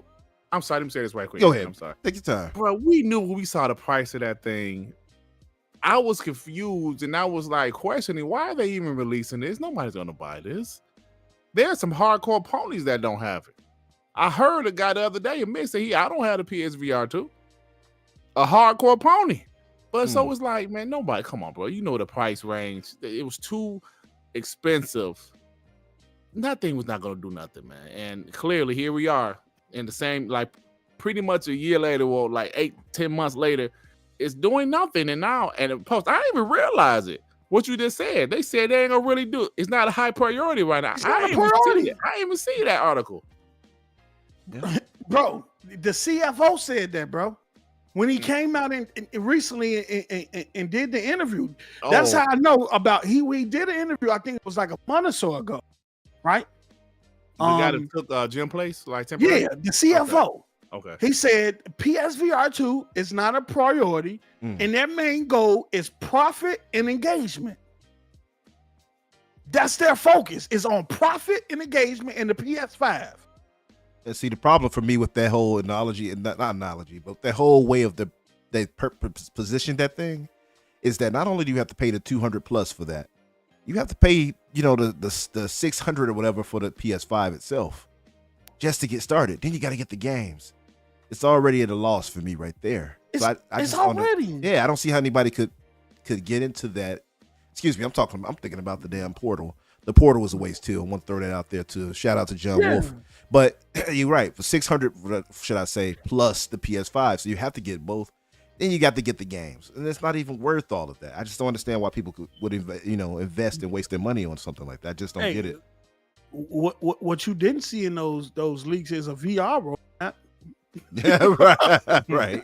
Facts. What you didn't remember they was calling what they were putting up the memes on Xbox for me, what you broke it. You know what? Let me tell you something.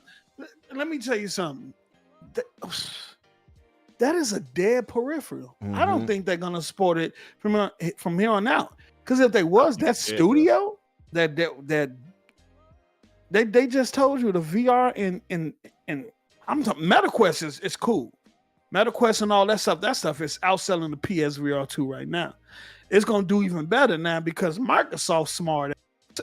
They threw xCloud on that joint and Game Pass. So you can get Game Pass, and if you got the MetaQuest, you have access to Xbox. Yep. Bro, let me tell you, man, bro, y'all better stop messing with the GOAT, man.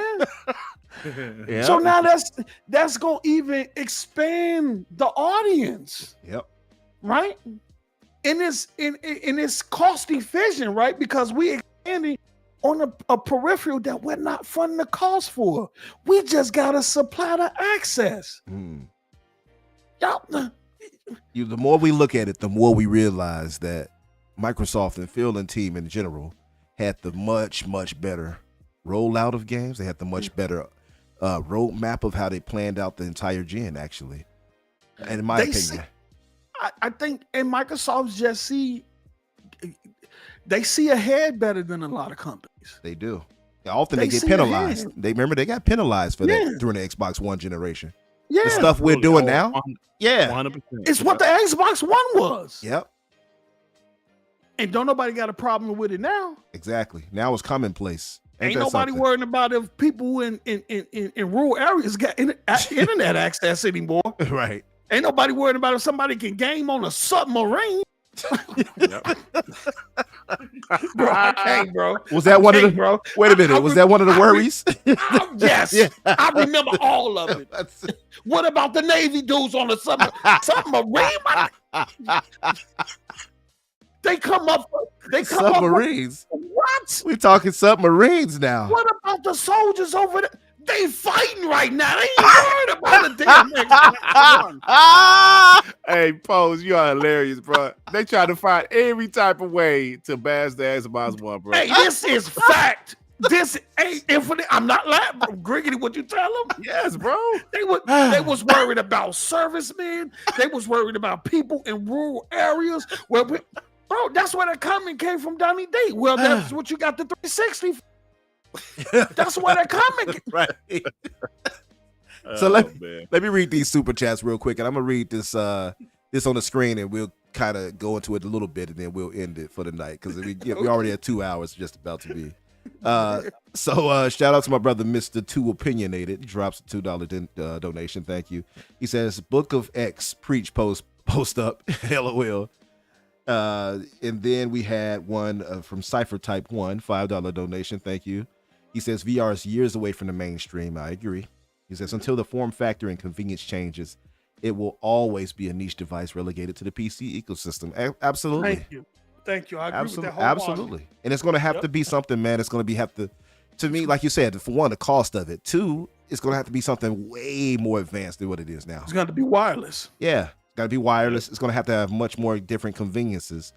And it's just not there for me. And the game experiences, they're like 45-minute games, a lot of them. Bro, I bought PSVR 1.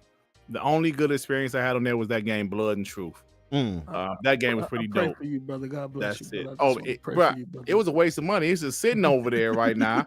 I can't play it on my PS5. It's just sitting there. I sold my PS4 Pro for my PS5, and it's just sitting there. Man, no PC connectivity. It's just sitting there. Yeah, and Sony forced that, of course, so they can make you get a PS5. So that's the problem with there.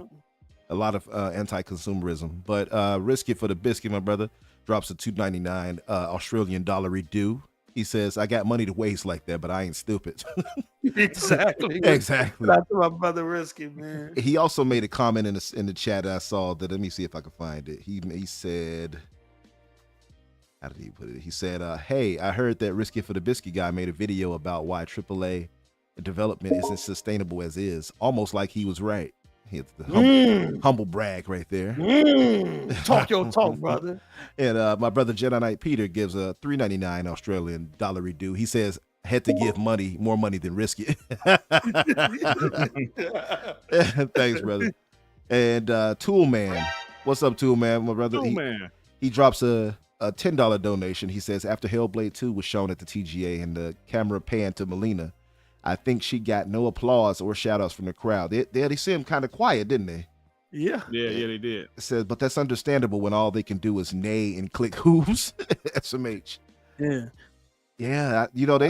I thought it was. That's a great point. That's a great point. They was like, "Oh." I thought it was just God me. Award, though. They yelled for God Award, though. Oh yeah, they were crazy over God Award. That DLC.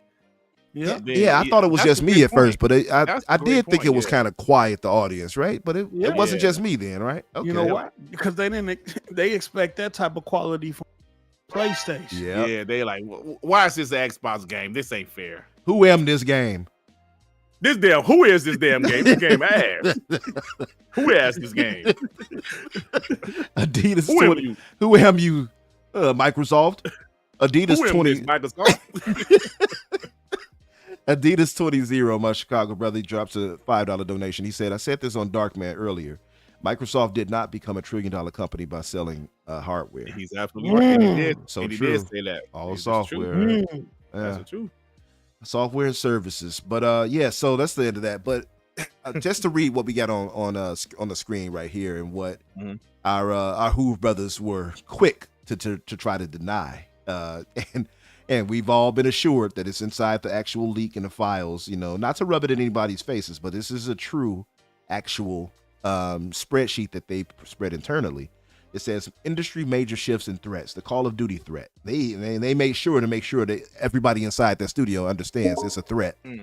It says in 2027, Microsoft acquisition of ATVI for 69 billion could disrupt and threaten console gaming and game subscription markets. Console shift from PS to Xbox with timing and in-game differential as the weapons subscription. Microsoft's comprehensive ecosystem coupled with exclusivity creates greater dominance. Sony impact, massive threat to PS Plus. I mean, Game Pass as it is now is a threat to PS Plus. PS Plus is trash. Let's just be clear. Outside of playing classic games, it's no use of having that service. I'm just going to be real with you. At least that's how I see it. Nobody's signing up to it. Exactly. They can't put their first party games on there. You all see the report about when they put Horizon on there. Horizon on there. Oh man, it was like an $85 million loss or something like that. Yeah. And they can't. They don't have the capital to sustain that over a long. Exactly. They can't do it. They can't do it. They can't do what Microsoft does. It says upwards of 1.5 billion of annual revenue threat. Gap to fill 45 million subs times $12 monthly times 12 months times 20% MP third party multiplayer third party. Yep. Yeah. Day and date threat. Post acquisition, Microsoft will put ATVI games on Game Pass day and date, which we all know. We all waiting for that. And Leapfrog. They have Leapfrog highlighted. It's not like it's inside the verbiage.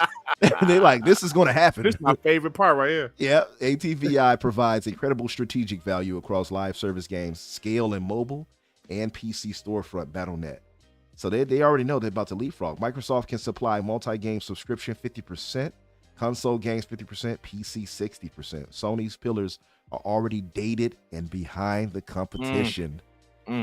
Sony impact need to expand. Elusive perfect game subscription, premium content, expectation of free best-in-class games creates unsustainable model. Excuse me. Monthly and incremental subs won't cover investment. Unified mobile PC console experience doesn't exist. Form factor and computer power are too diverse. Sony impact, premium sales model is the central approach. So they're saying we're going to stick to what we do. But they recognize the threat that is Game Pass, especially with ABK joining the fold. So what's you guys' thoughts about this? And I know our Hoove brothers, again, I know they weren't quick to deny it, and I saw them online, and this trash. You all believe this, et cetera, et cetera. What's you guys' take with this? Is it the writing on the wall for Sony? Let me say this first because I know my boy Post gonna cook. So let me go first. Yeah, I saw exactly what you saw in Infinite. Mm-hmm. This is fake. This ain't true. Yes, it is true. Jim Ryan said most of this stuff on here this throughout the year.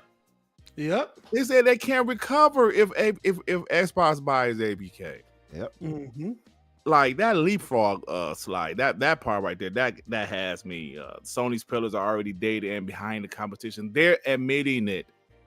They're behind the competition, and like you said, Infinite, they're gonna stay doing what they're doing, but at the same time, they're recognizing that Microsoft's strategy is going to hurt them.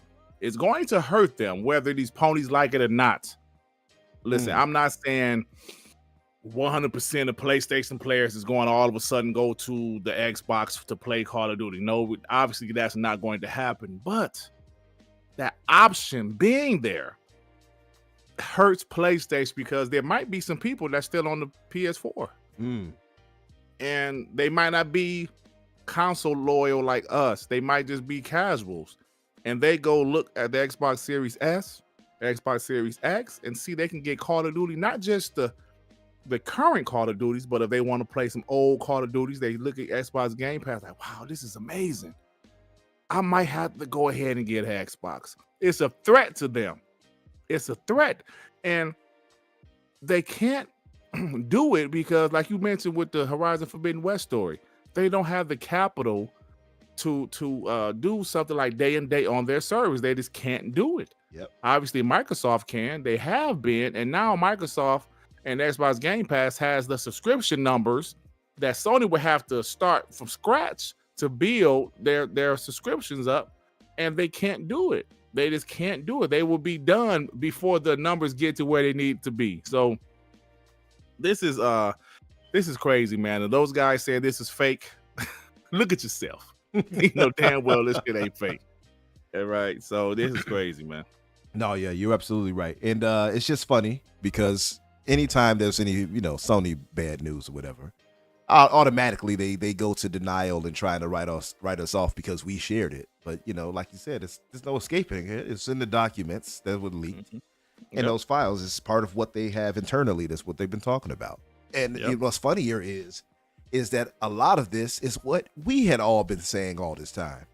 Mm-hmm. A lot of us, when we had our shows, our podcasts, we talked about how Call of Duty is such a major threat, even though at a point, if you remember, Jim Ryan tried to downplay it. You all remember that? Well, remember that? When he was like, you had them leak emails? Yeah, remember he was like, we'll be fine, et cetera, et cetera. Then we heard once he was actually running around pleading to everybody to stop the deal, we'll never recover. See, so what we got here, you'll get PlayStation up front telling you one thing and saying, well, we're, they have to, the PR has to look nice. Oh, we're confident. But behind the scenes, they were panicking. And this right here points directly to that. Host, what's your thoughts, brother, so we can close this out? Let me tell you something. Yeah. Sony should have came to the table and negotiated when Phil was asking them to. They should have came to the table. And since they didn't, they just got a 10-year deal with Microsoft for Call of Duty on. Sony said in the next 3 or 4 years, well, in 2024, it'll be 3 years. But in the next 3 years, Microsoft could be whooping our ass.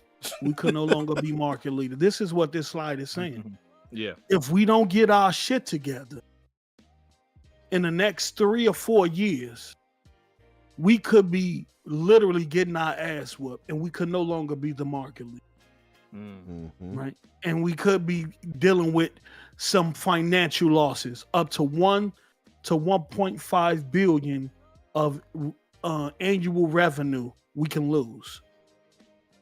Yeah, because in the next 3 or 4 years, that give Microsoft and Activision enough time to get integrated and then get in a rhythm. Right? Right. I look at this, and it's what we've been saying for the last 5. We've been knew Sony was behind, right? But all their community do is console sales. That's it. Look, they don't have a unified. They don't even have a unified development environment. That is what they're telling you, right? Right.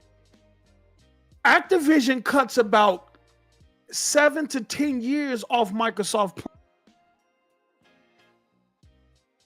And what I mean by that, it probably would have took Microsoft longer to achieve what they want in terms of mobile, console, and PC without Activision. But with Activision, you didn't brought the foundation you already. It would have took you 10 or 15 years to build. Big that. Wow. Activision has a PC infrastructure, Blizzard.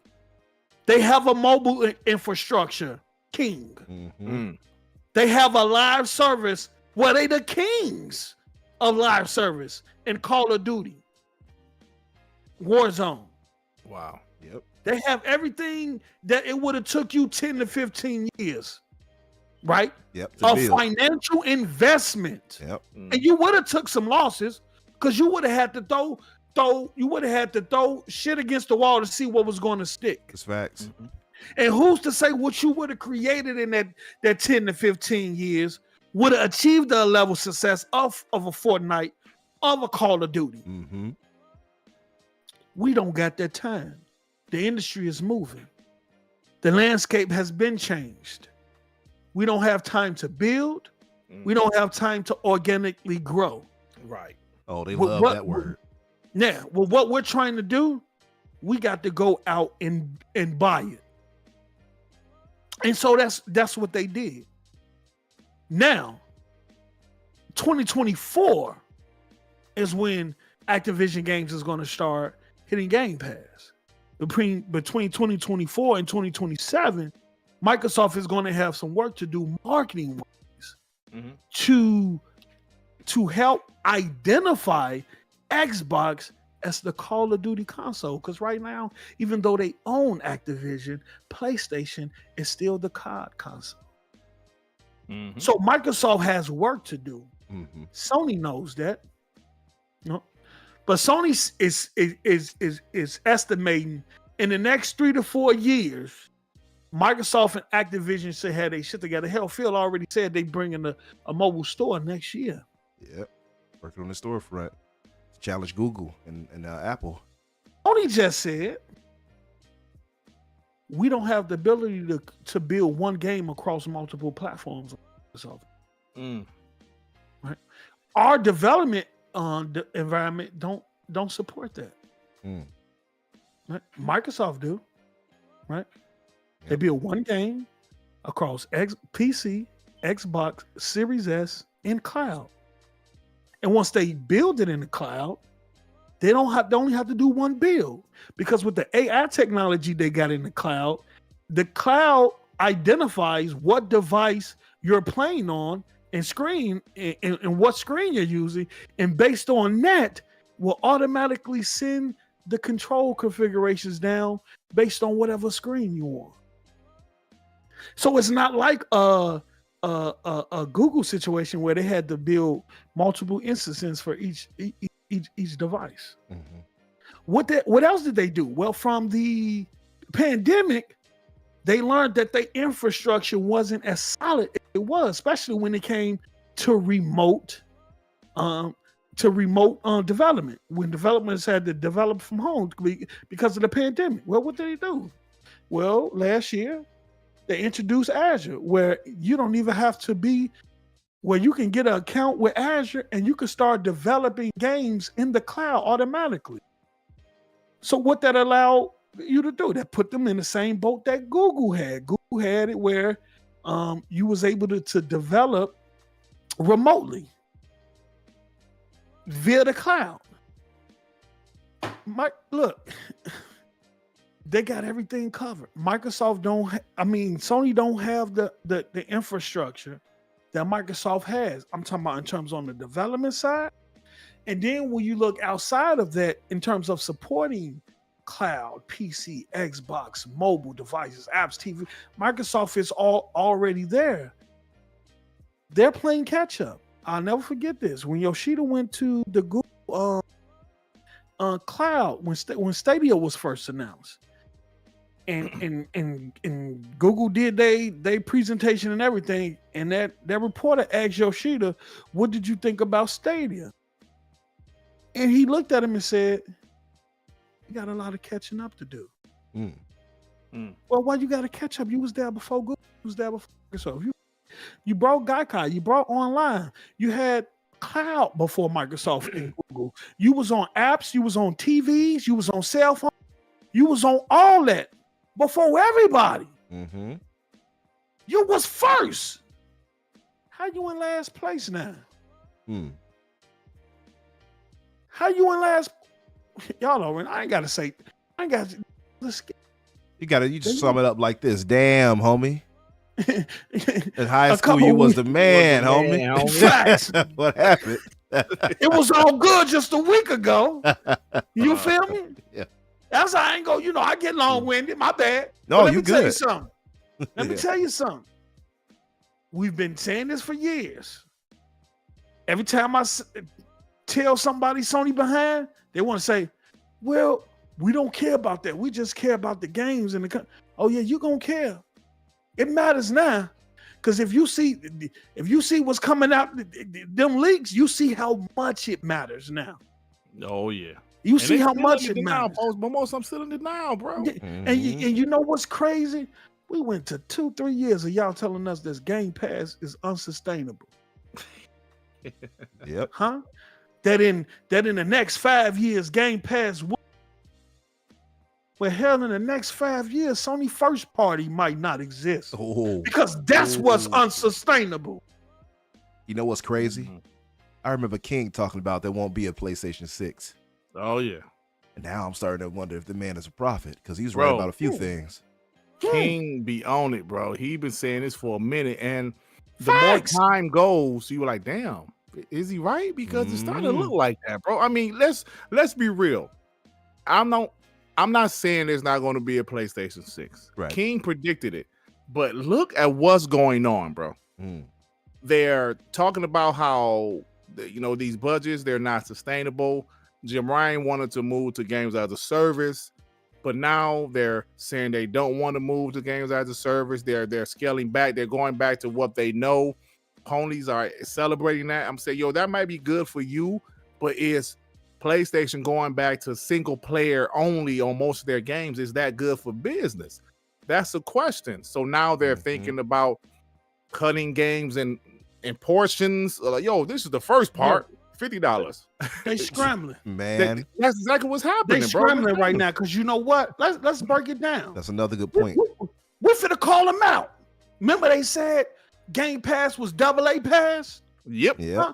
That Microsoft was only gonna be making AA games? Welfare pass, all of that. Welfare pass, poor people pass. What did we just see in the Insomniac chart? Well, I think it'd be better. See, we could take the $300 million that we spend on one AAA game. We could make 3 mid-sized games.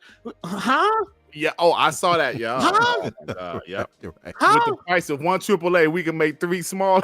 I saw that. Bro. Mhm. Yep. Who AA now? Right. Let me tell you something. I look at it like this, right? They are spending way too much money, and I blame the community. I blame Sony and the community, right? Because their community don't accept nothing but cinematic AAA experiences. They shit on AA games. Mhm. They shit on indie games. Yep. Anything that's not over the shoulder, cinematic, and graphically impressive, they Sad Dad instantly Walker. call it trash. Absolutely. I've seen them do it. They instantly call it trash. Hell, I've seen them put graphics over gameplay and story and Yeah. everything else. I've heard them say it. Wow. Yo, I said this many a times. When PlayStation fans look at a game, if it's graphically impressive, they automatically think it's going to be a great game. Mhm. They ain't seen how the game feel. They don't know if the All gameplay. about They, graphics. they don't know nothing. But since it looks good graphically, that shit gonna be cold. Mhm. Yep. Oh, you see this? It's a banger. You Yep. ain't even played it. That's how they You don't think. even know how the gameplay feel. That's You all don't they even need to know.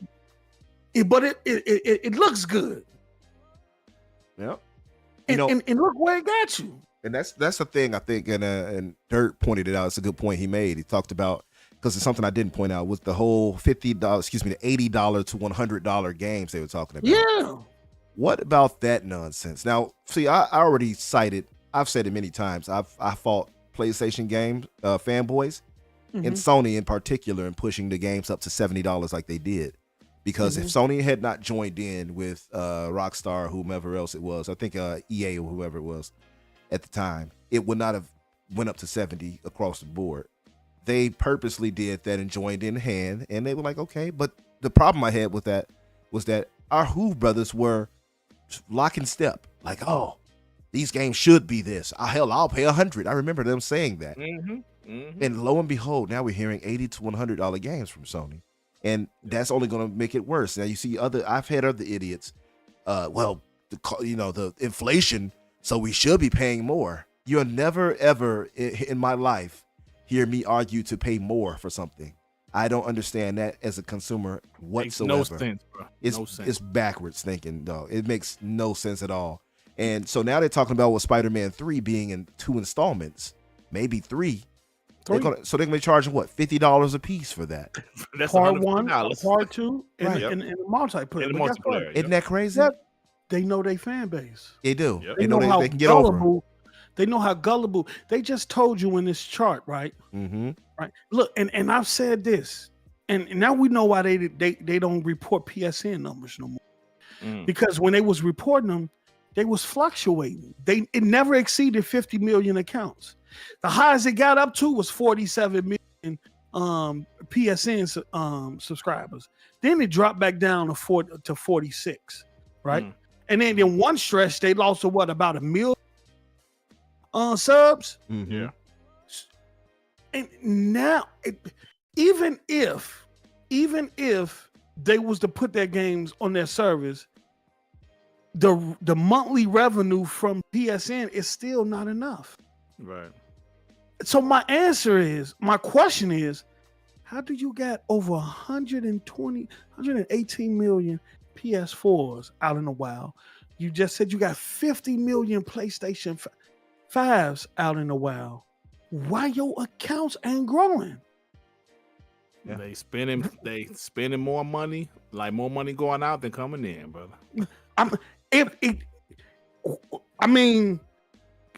What's the problem? Why your paid accounts ain't and that's the problem. That's the problem. That let us know that the hardcore dudes that we talk about, that don't mean nothing. These casuals are getting these systems.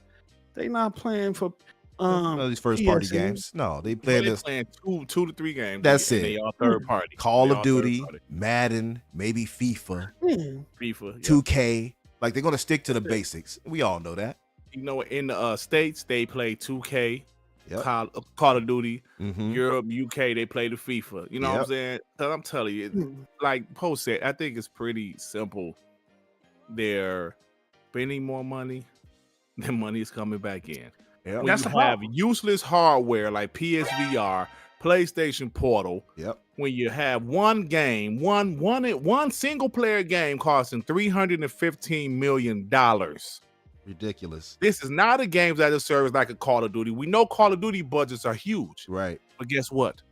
Those games have multiplayers. Those games have microtransactions. You're getting something back Let me from tell you Call of something. Duty games. That's a great point. How do you justify 315 million for For Spider-Man 2? one and done.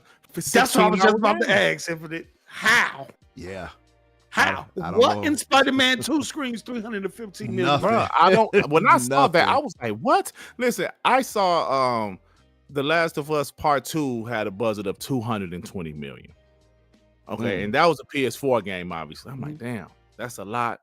The game is pretty, it's a technical masterpiece, but that's a lot. But then you see 315 million for Spider-Man 2. I'm like, wow, bro, that's not sustainable. Yeah. Like, I mean, That's some They Rockstar level Red Dead Redemption 2 type prices right there. Rockstar, but think about, Rockstar gonna get their money back. Oh, And they gonna- some. No question. And At the first day, they Mhm. gonna and So they true. spent the Before billion they- on hey, GTA 6. They gonna recoup the first day. I guarantee. before they even drop the online, they're gonna get their money back. Yep. With strictly sales. And they don't Let me have tell to you do any bundles like PlayStation been Nope. doing. GTA 6 for the set records never been seen before. Oh yeah. Mm.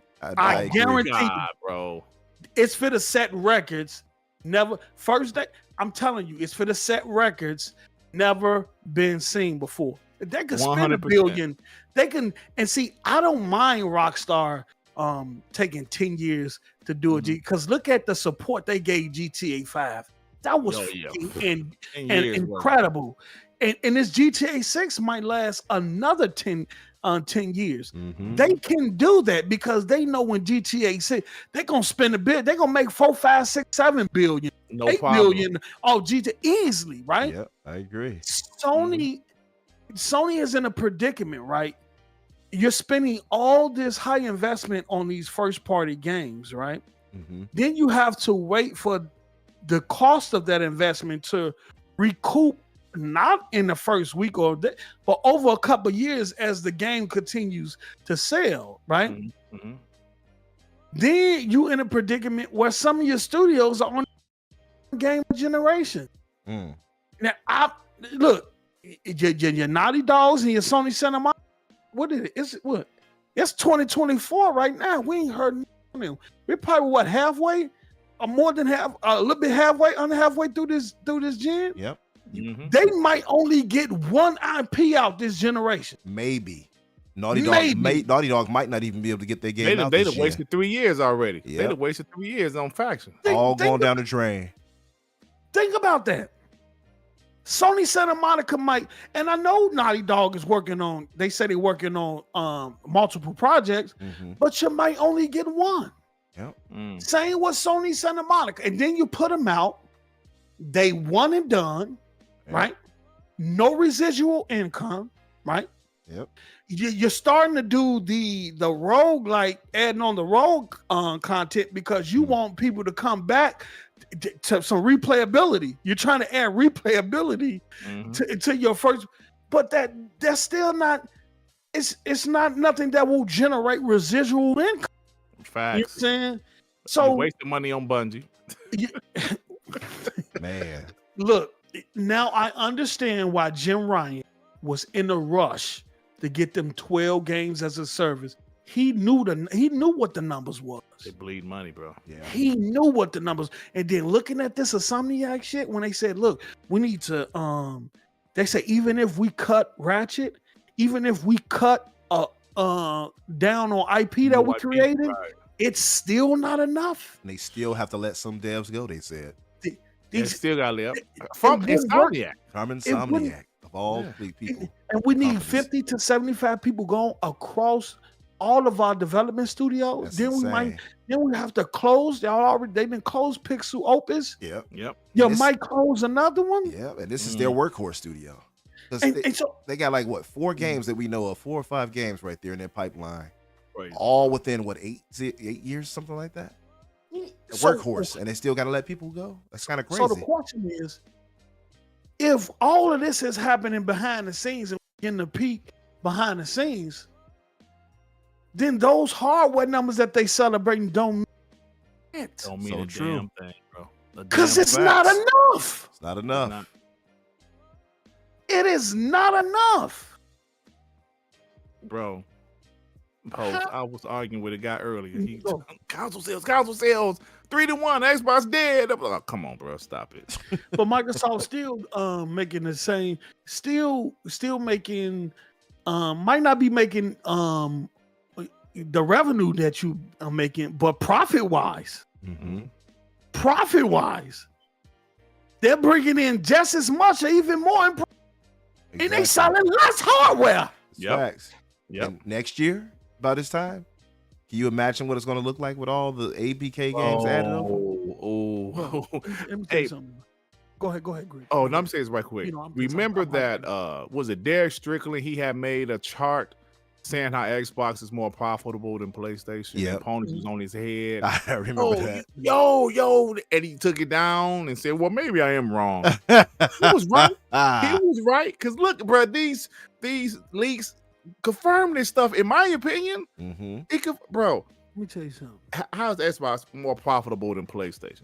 Third place, though, right? Yeah. And see, a lot of our Who brothers get the thought that because Xbox is third, that means they failed. And console sales, they're third in console sales. Right. But they're making money. Yeah. Let me tell you something. And I want to say this because I said this yesterday on my show. If anybody from Microsoft is listening, this is what you need to do or what you should have done. When Sarah Bond became president of Xbox, she should have been on every morning show in America. She should have been on Good Morning America. She should have been on even Ellen DeGeneres show. She should have done them all. Wait, is Ellen still out there? No, I don't think Ellen no more. But you said I'm just saying. I don't know because I don't watch. Revive her just for this purpose. Hey, Ellen, let's have a special episode. You feel me? She should have been on every morning show, the women morning shows in them. Been on The View, yep. Because now she's not only an example for young black women, but she's an example for women, period. Facts. That in the gaming community, you can be more than just a developer. Hey. There you go. Right? Yep. So you go out there and you speak on that. You speak on your story, your journey, right? And you make sure they ask you about Game Pass. That's right. Right? Then because you're talking to the soccer moms at that point. All the women that's viewing, that's in the audience, that watch their morning shows, you're talking to the soccer moms, right? And you need to talk about your journey, talk about women power in gaming, talk about Game Pass, and then when they ask you that, well, we heard that you just made a big move in gaming. Now, Activision Blizzard King are the makers of Call of Duty. Can you tell us about that? Right. How do you go into how Call of Duty, and then are those Call of Duty games going to be in Game Pass? Yeah, starting next year, we're going to be putting Call of Duty in Game Pass. So, moms, every woman here in the audience, we have gave y'all 12-month subscriptions to Game Pass, and if you look under the seat, you get a Game Pass. You get a Game Pass. You have an Xbox. You have an Xbox under the seat with 12 months of Game Pass. I was out there passing them out like Oprah, huh? So starting next year, your children can have access to all Call of Duty games for a year. Then after that, you don't stop there. Then you hit the urban radio stations because that's what these kids listen to. Come and get on WGCI. Yeah, go to WGCI. Get on GCI real fast. Go to 92. Matter of fact, go to Sway in the Morning. And you gonna run the same story. Breakfast Club. Go to satellite radio, the Breakfast Club. Thank you. Huh? If anybody from Microsoft, please get this to Phil and Sarah. Please. Matter of fact, clip this and put it on Twitch. And tag Phil and Sarah. This needs to be done because this is what y'all missing. Y'all gotta tap into the culture.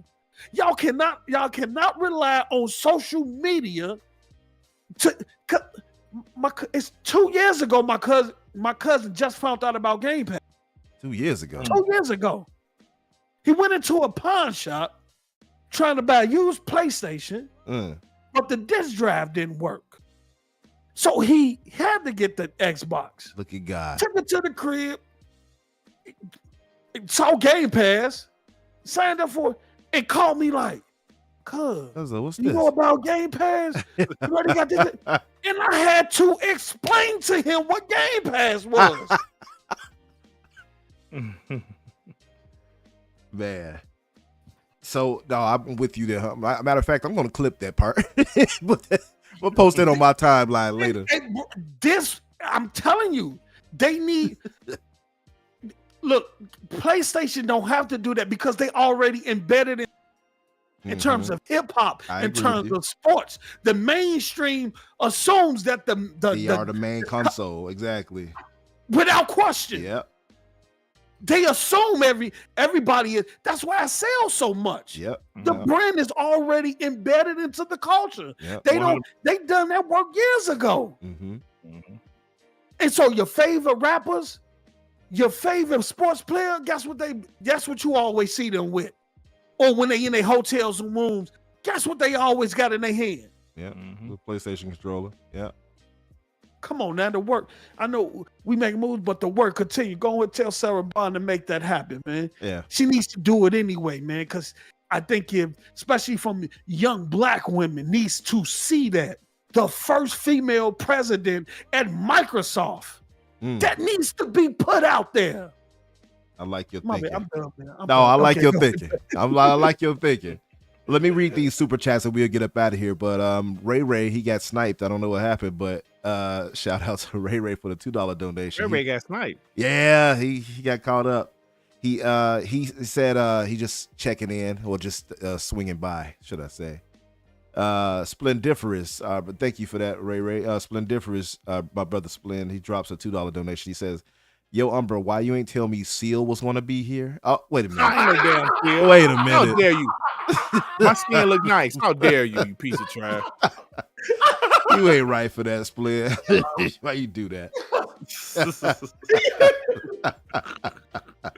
Oh man. Leave my boy Why they Dirt be alone. cooking you like that, Dirt? You know what? They be coming at you wrong, man. I be listening sometimes. I'm like, this don't feel pro-black enough for me. I Yeah, man. don't I don't even know if all these guys black that be roasting me. I don't even know. Right. It could be some white boys roasting What if me. I it don't is? even know. What if They it be is? on the show talking and they're super chat. I can't see you. I'm like, Yeah, what- yeah. Turn your camera on. Camera's on, you piece of trash. I be sitting there listening like, this is just wrong. They abusing my man here. Yeah, they shit, man. Yeah. Adidas 20 drops a $5 donation. Thank you, brother. He says FTC case showed Sony paid for graphics parity on third-party games. Yeah, but it doesn't apply to the studios Microsoft own. Xbox can use all its features. That's right. But see, we got to get the tooling. Some of those things haven't happened yet. But yeah, Looking all right now. It Yeah. took a few years. took a few Took a few years. years, though, Started yeah. to get there. Started to get there. But hey, so we're gonna wrap it up, guys. Man, it's been a crazy good show. I'm glad I brought you guys here, the chef masters, the taste testers. Serve us up this meal here for the holidays. I appreciate Yes, you sir. two gentlemen for coming through. Post, where can everybody find you? By the way, our guests, where you can find them on Twitter and links as far as their channel. You can find it in the description. But could you tell the good people where they can find you at, brother, and what you'll be up to? First off, I want to thank you, my Chicago brother, for bringing me on the platform. This was a great show, great conversation. Always ready to kick it with you or my brother Dirt. Me and Dirt go back to the trenches, man. Yeah. So I'm pulling up, man. Anytime, man, you need me out, and I'll come on and support your show, man. But you can find me on Twitter at postup_SOG. On YouTube, you can type postup or State of Gaming. We go live every Saturday at 6 p.m. Central, 7 p.m. Eastern. Please subscribe to the channel, support the channel. We're trying to grow, and that's it, man. I'm finna get ready and watch this Rebel that just dropped on Netflix. I heard that wasn't that good, though. I'm wondering. Yeah, I'm gonna see for myself. I'm Yeah. gonna see. Yeah, you I'ma gotta see check for it out. yourself. I'm going to check I'ma it see. out. And thank It you, too, look- brother. looks could be deceiving, man. It but can thanks, be. man. It can It be. was fun, man. I enjoyed this. I really enjoyed this. Oh yeah, same. Hey, thank you, brother. I really appreciate you coming through and giving us your time and really just preaching to us tonight. Yeah, man. That's what Post does, man. Wow. Absolutely. Well, You know what Post do that little kind of like you know it's about to go I down, know. bro. Look, I He thought I definitely was about to go down. I thought I was back in church with my grandmother for a minute. All I needed was somebody to pass me the collection plate or something. That's all I You know needed. it's about to go down. Shout with out to Post, the man. chat too, man. Thank y'all for pulling up and supporting, man. Shout out to all y'all. Yeah, much love to the chat. And Dirt, my talk that shit king. What will you be up to, and where can the good people find you? And thank you as well for coming through. Well, first off, man, thanks for the invite. You know, I did my show right before Mhm. yours, and I was like, "That's infinite, man. I gotta go and say what's up, man." I said I was gonna stay for a couple hours, but it ain't too bad. It's an hour and 37 minutes. Mhm. I mean, 2 hours. I'm sorry, 37 minutes. But so yeah, man. I got my boy Sean show TTS tomorrow, which will be like at 4 p.m. because I gotta work in the morning. So that's about it, man. Of course, my show WBG Xbox Podcast is on Monday evenings, 6 p.m. Eastern time. Then I do my One Man Dark Man podcast, 6 p.m. on Thursday evening. So that's about it, man. Thank you guys for coming through. Thanks to the people, in the chat that came through to see us. And my boy Post, man, like he said, we've been in the trenches, man. This right here is glorious for us. You feel me? It's glorious, bro. Glory, glory, glory. I love it, man. Yeah, thanks for having me on, man.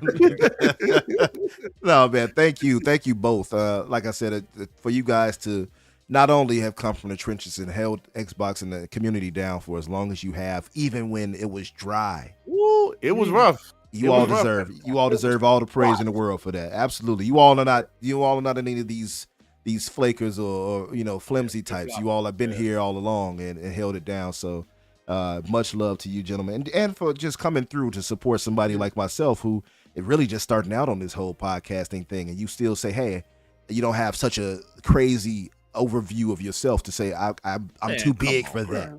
You know, But what I I'm mean? still a dude in the chat. I mean, I listen to your show, post up. I'm still a dude in the chat, man. I appreciate You you. know what I'm Yes, saying? sir, man. Who got We have to- It's about supporting each other, man. Mhm. Building, helping each other, build and stuff like that. Got to, man. Yeah, and I appreciate that. That's one of the things I love most about the Xbox community is just how we hold each other up like that. So Yeah. I just want to thank you guys for continuing that trend. And we had one. Oh, okay. Victor, the mother effing click. He dropped a $5 super chat. He says, "Amazing episode, Umbra. Post up. Salute to you, bro." And Dut, I won't clown you here. Merry Christmas, everyone. Let me tell you what this POS said on my show. What'd he say? He said, it's Christmas seasons, obviously. Yeah. He said, silent dirt, holy dirt. Do you know how that hurt my damn feelings? Silent night, holy night. I said, come on, man, that ain't necessary, bro. but it was Steve. So we try to be nice on here, though. Okay, I got you. Yeah. He wants to give off the appearance of All being right, nice. I see you, Big. I see you. Silent dirt, holy dirt. Like, come on, man. Man. But no, thank you, everybody who donated. Thank you for that. Thank you, everybody who held us down. We had a lot of people showed up tonight, actually. What's up, Pixel Bit? How you doing, bro? He Pixel said they Bit. ain't beat my legs no more. Pixel Bit Nah, the hell homie. no, they ain't me. Bro, Pixel my Bit the legs was homie, in man. my legs was in bandages all the last generation. Now they fully healed, strong. I've been doing squats. I'm feeling good, man. No doubt. Oh, Ray back. Hey, Ray. Thank you, Ray, for Ray that Ray super chat. man. Just want to thank you for that earlier. I read it. I don't know why. What happened, but yeah, I'm sure they had their reasons, but I'll figure it out. But thank you all for being here. And for me, of course, you can find me on Twitter X, Infinite Umbra or Umbra Infinite. You'll find me either way. And as far as other shows I'm on, you'll see it all inside the links down below, so inside the description. Thank you all for being How here. many shows you on, man? Man, I'm on 3. Yeah, he be working. He be putting in work. Yeah, I'm on 3 right now. I had somebody ask me for a 4th. I was like, I can't do 4 now. I need to have some room open to be free to play some games. I do 4 podcasts a week right now, bro. And I don't know how sometimes y'all people do ask me it. as a guest, I be like, look, I try to come on. I mean, it's rough, man. So it's like if people kind of like respect the time, I can't be doing these 4-hour podcasts, man. Come on, I can't do it, bro. Yeah. So Yeah, that's why I appreciate it mostly like that, because I mean, even Post, you had like 2 shows already this week, right? If not 3. Yeah, And yeah. I'm sure somebody else is going to reach out to you to come through. And so like continuously doing it. I got one tomorrow. Yeah. See, like we're doing like 4 or 5 shows a week. That stuff is tiring, man. yeah, bro, it is. And then I be trying to do my regular content. You know what I'm saying? Mhm. My regular, because like most of my growth is from my regular videos. Exactly. And so I try to do like drop at least 2 of those a week. So yeah, it can. Yeah, your grind is crazy. I've seen. Yeah, I watch it. I love them. I'll crack up to them all the time. So yeah, I be talking shit. Though. Yeah, man, you do your thing, and Thanks, appreciate you, fam. definitely inspiration to catch up to as far as that goes. He's okay. Ray gave a donation. He says, "You got a rogue mod. I got sniped for no reason." Yeah. Well, you're back. That's the important thing, Ray. Thank you for the donation again, brother. And we'll get out of here, guys. Have a holly jolly Christmas. Okay. Oh, vocals. It's the best time of the year. I'm gonna get Infinite on the track with me. Yes, sir. We going in. You forgot. going in. Hey, you forgot I was on WBG Records. Dirk. I still got that, by the You way. still got that? Still got it, bro. I need to hear that. We got Man. to do a collabo. Man, Yeah, we were in a yes. space singing, all acting idiots up in there. It was fun. But That was yeah, years. it was. Yeah. But hey, folks, we'll get out of here. We'll talk with you guys later. Y'all have a good one. Hit the like button. Yes. Hit the like and subscribe.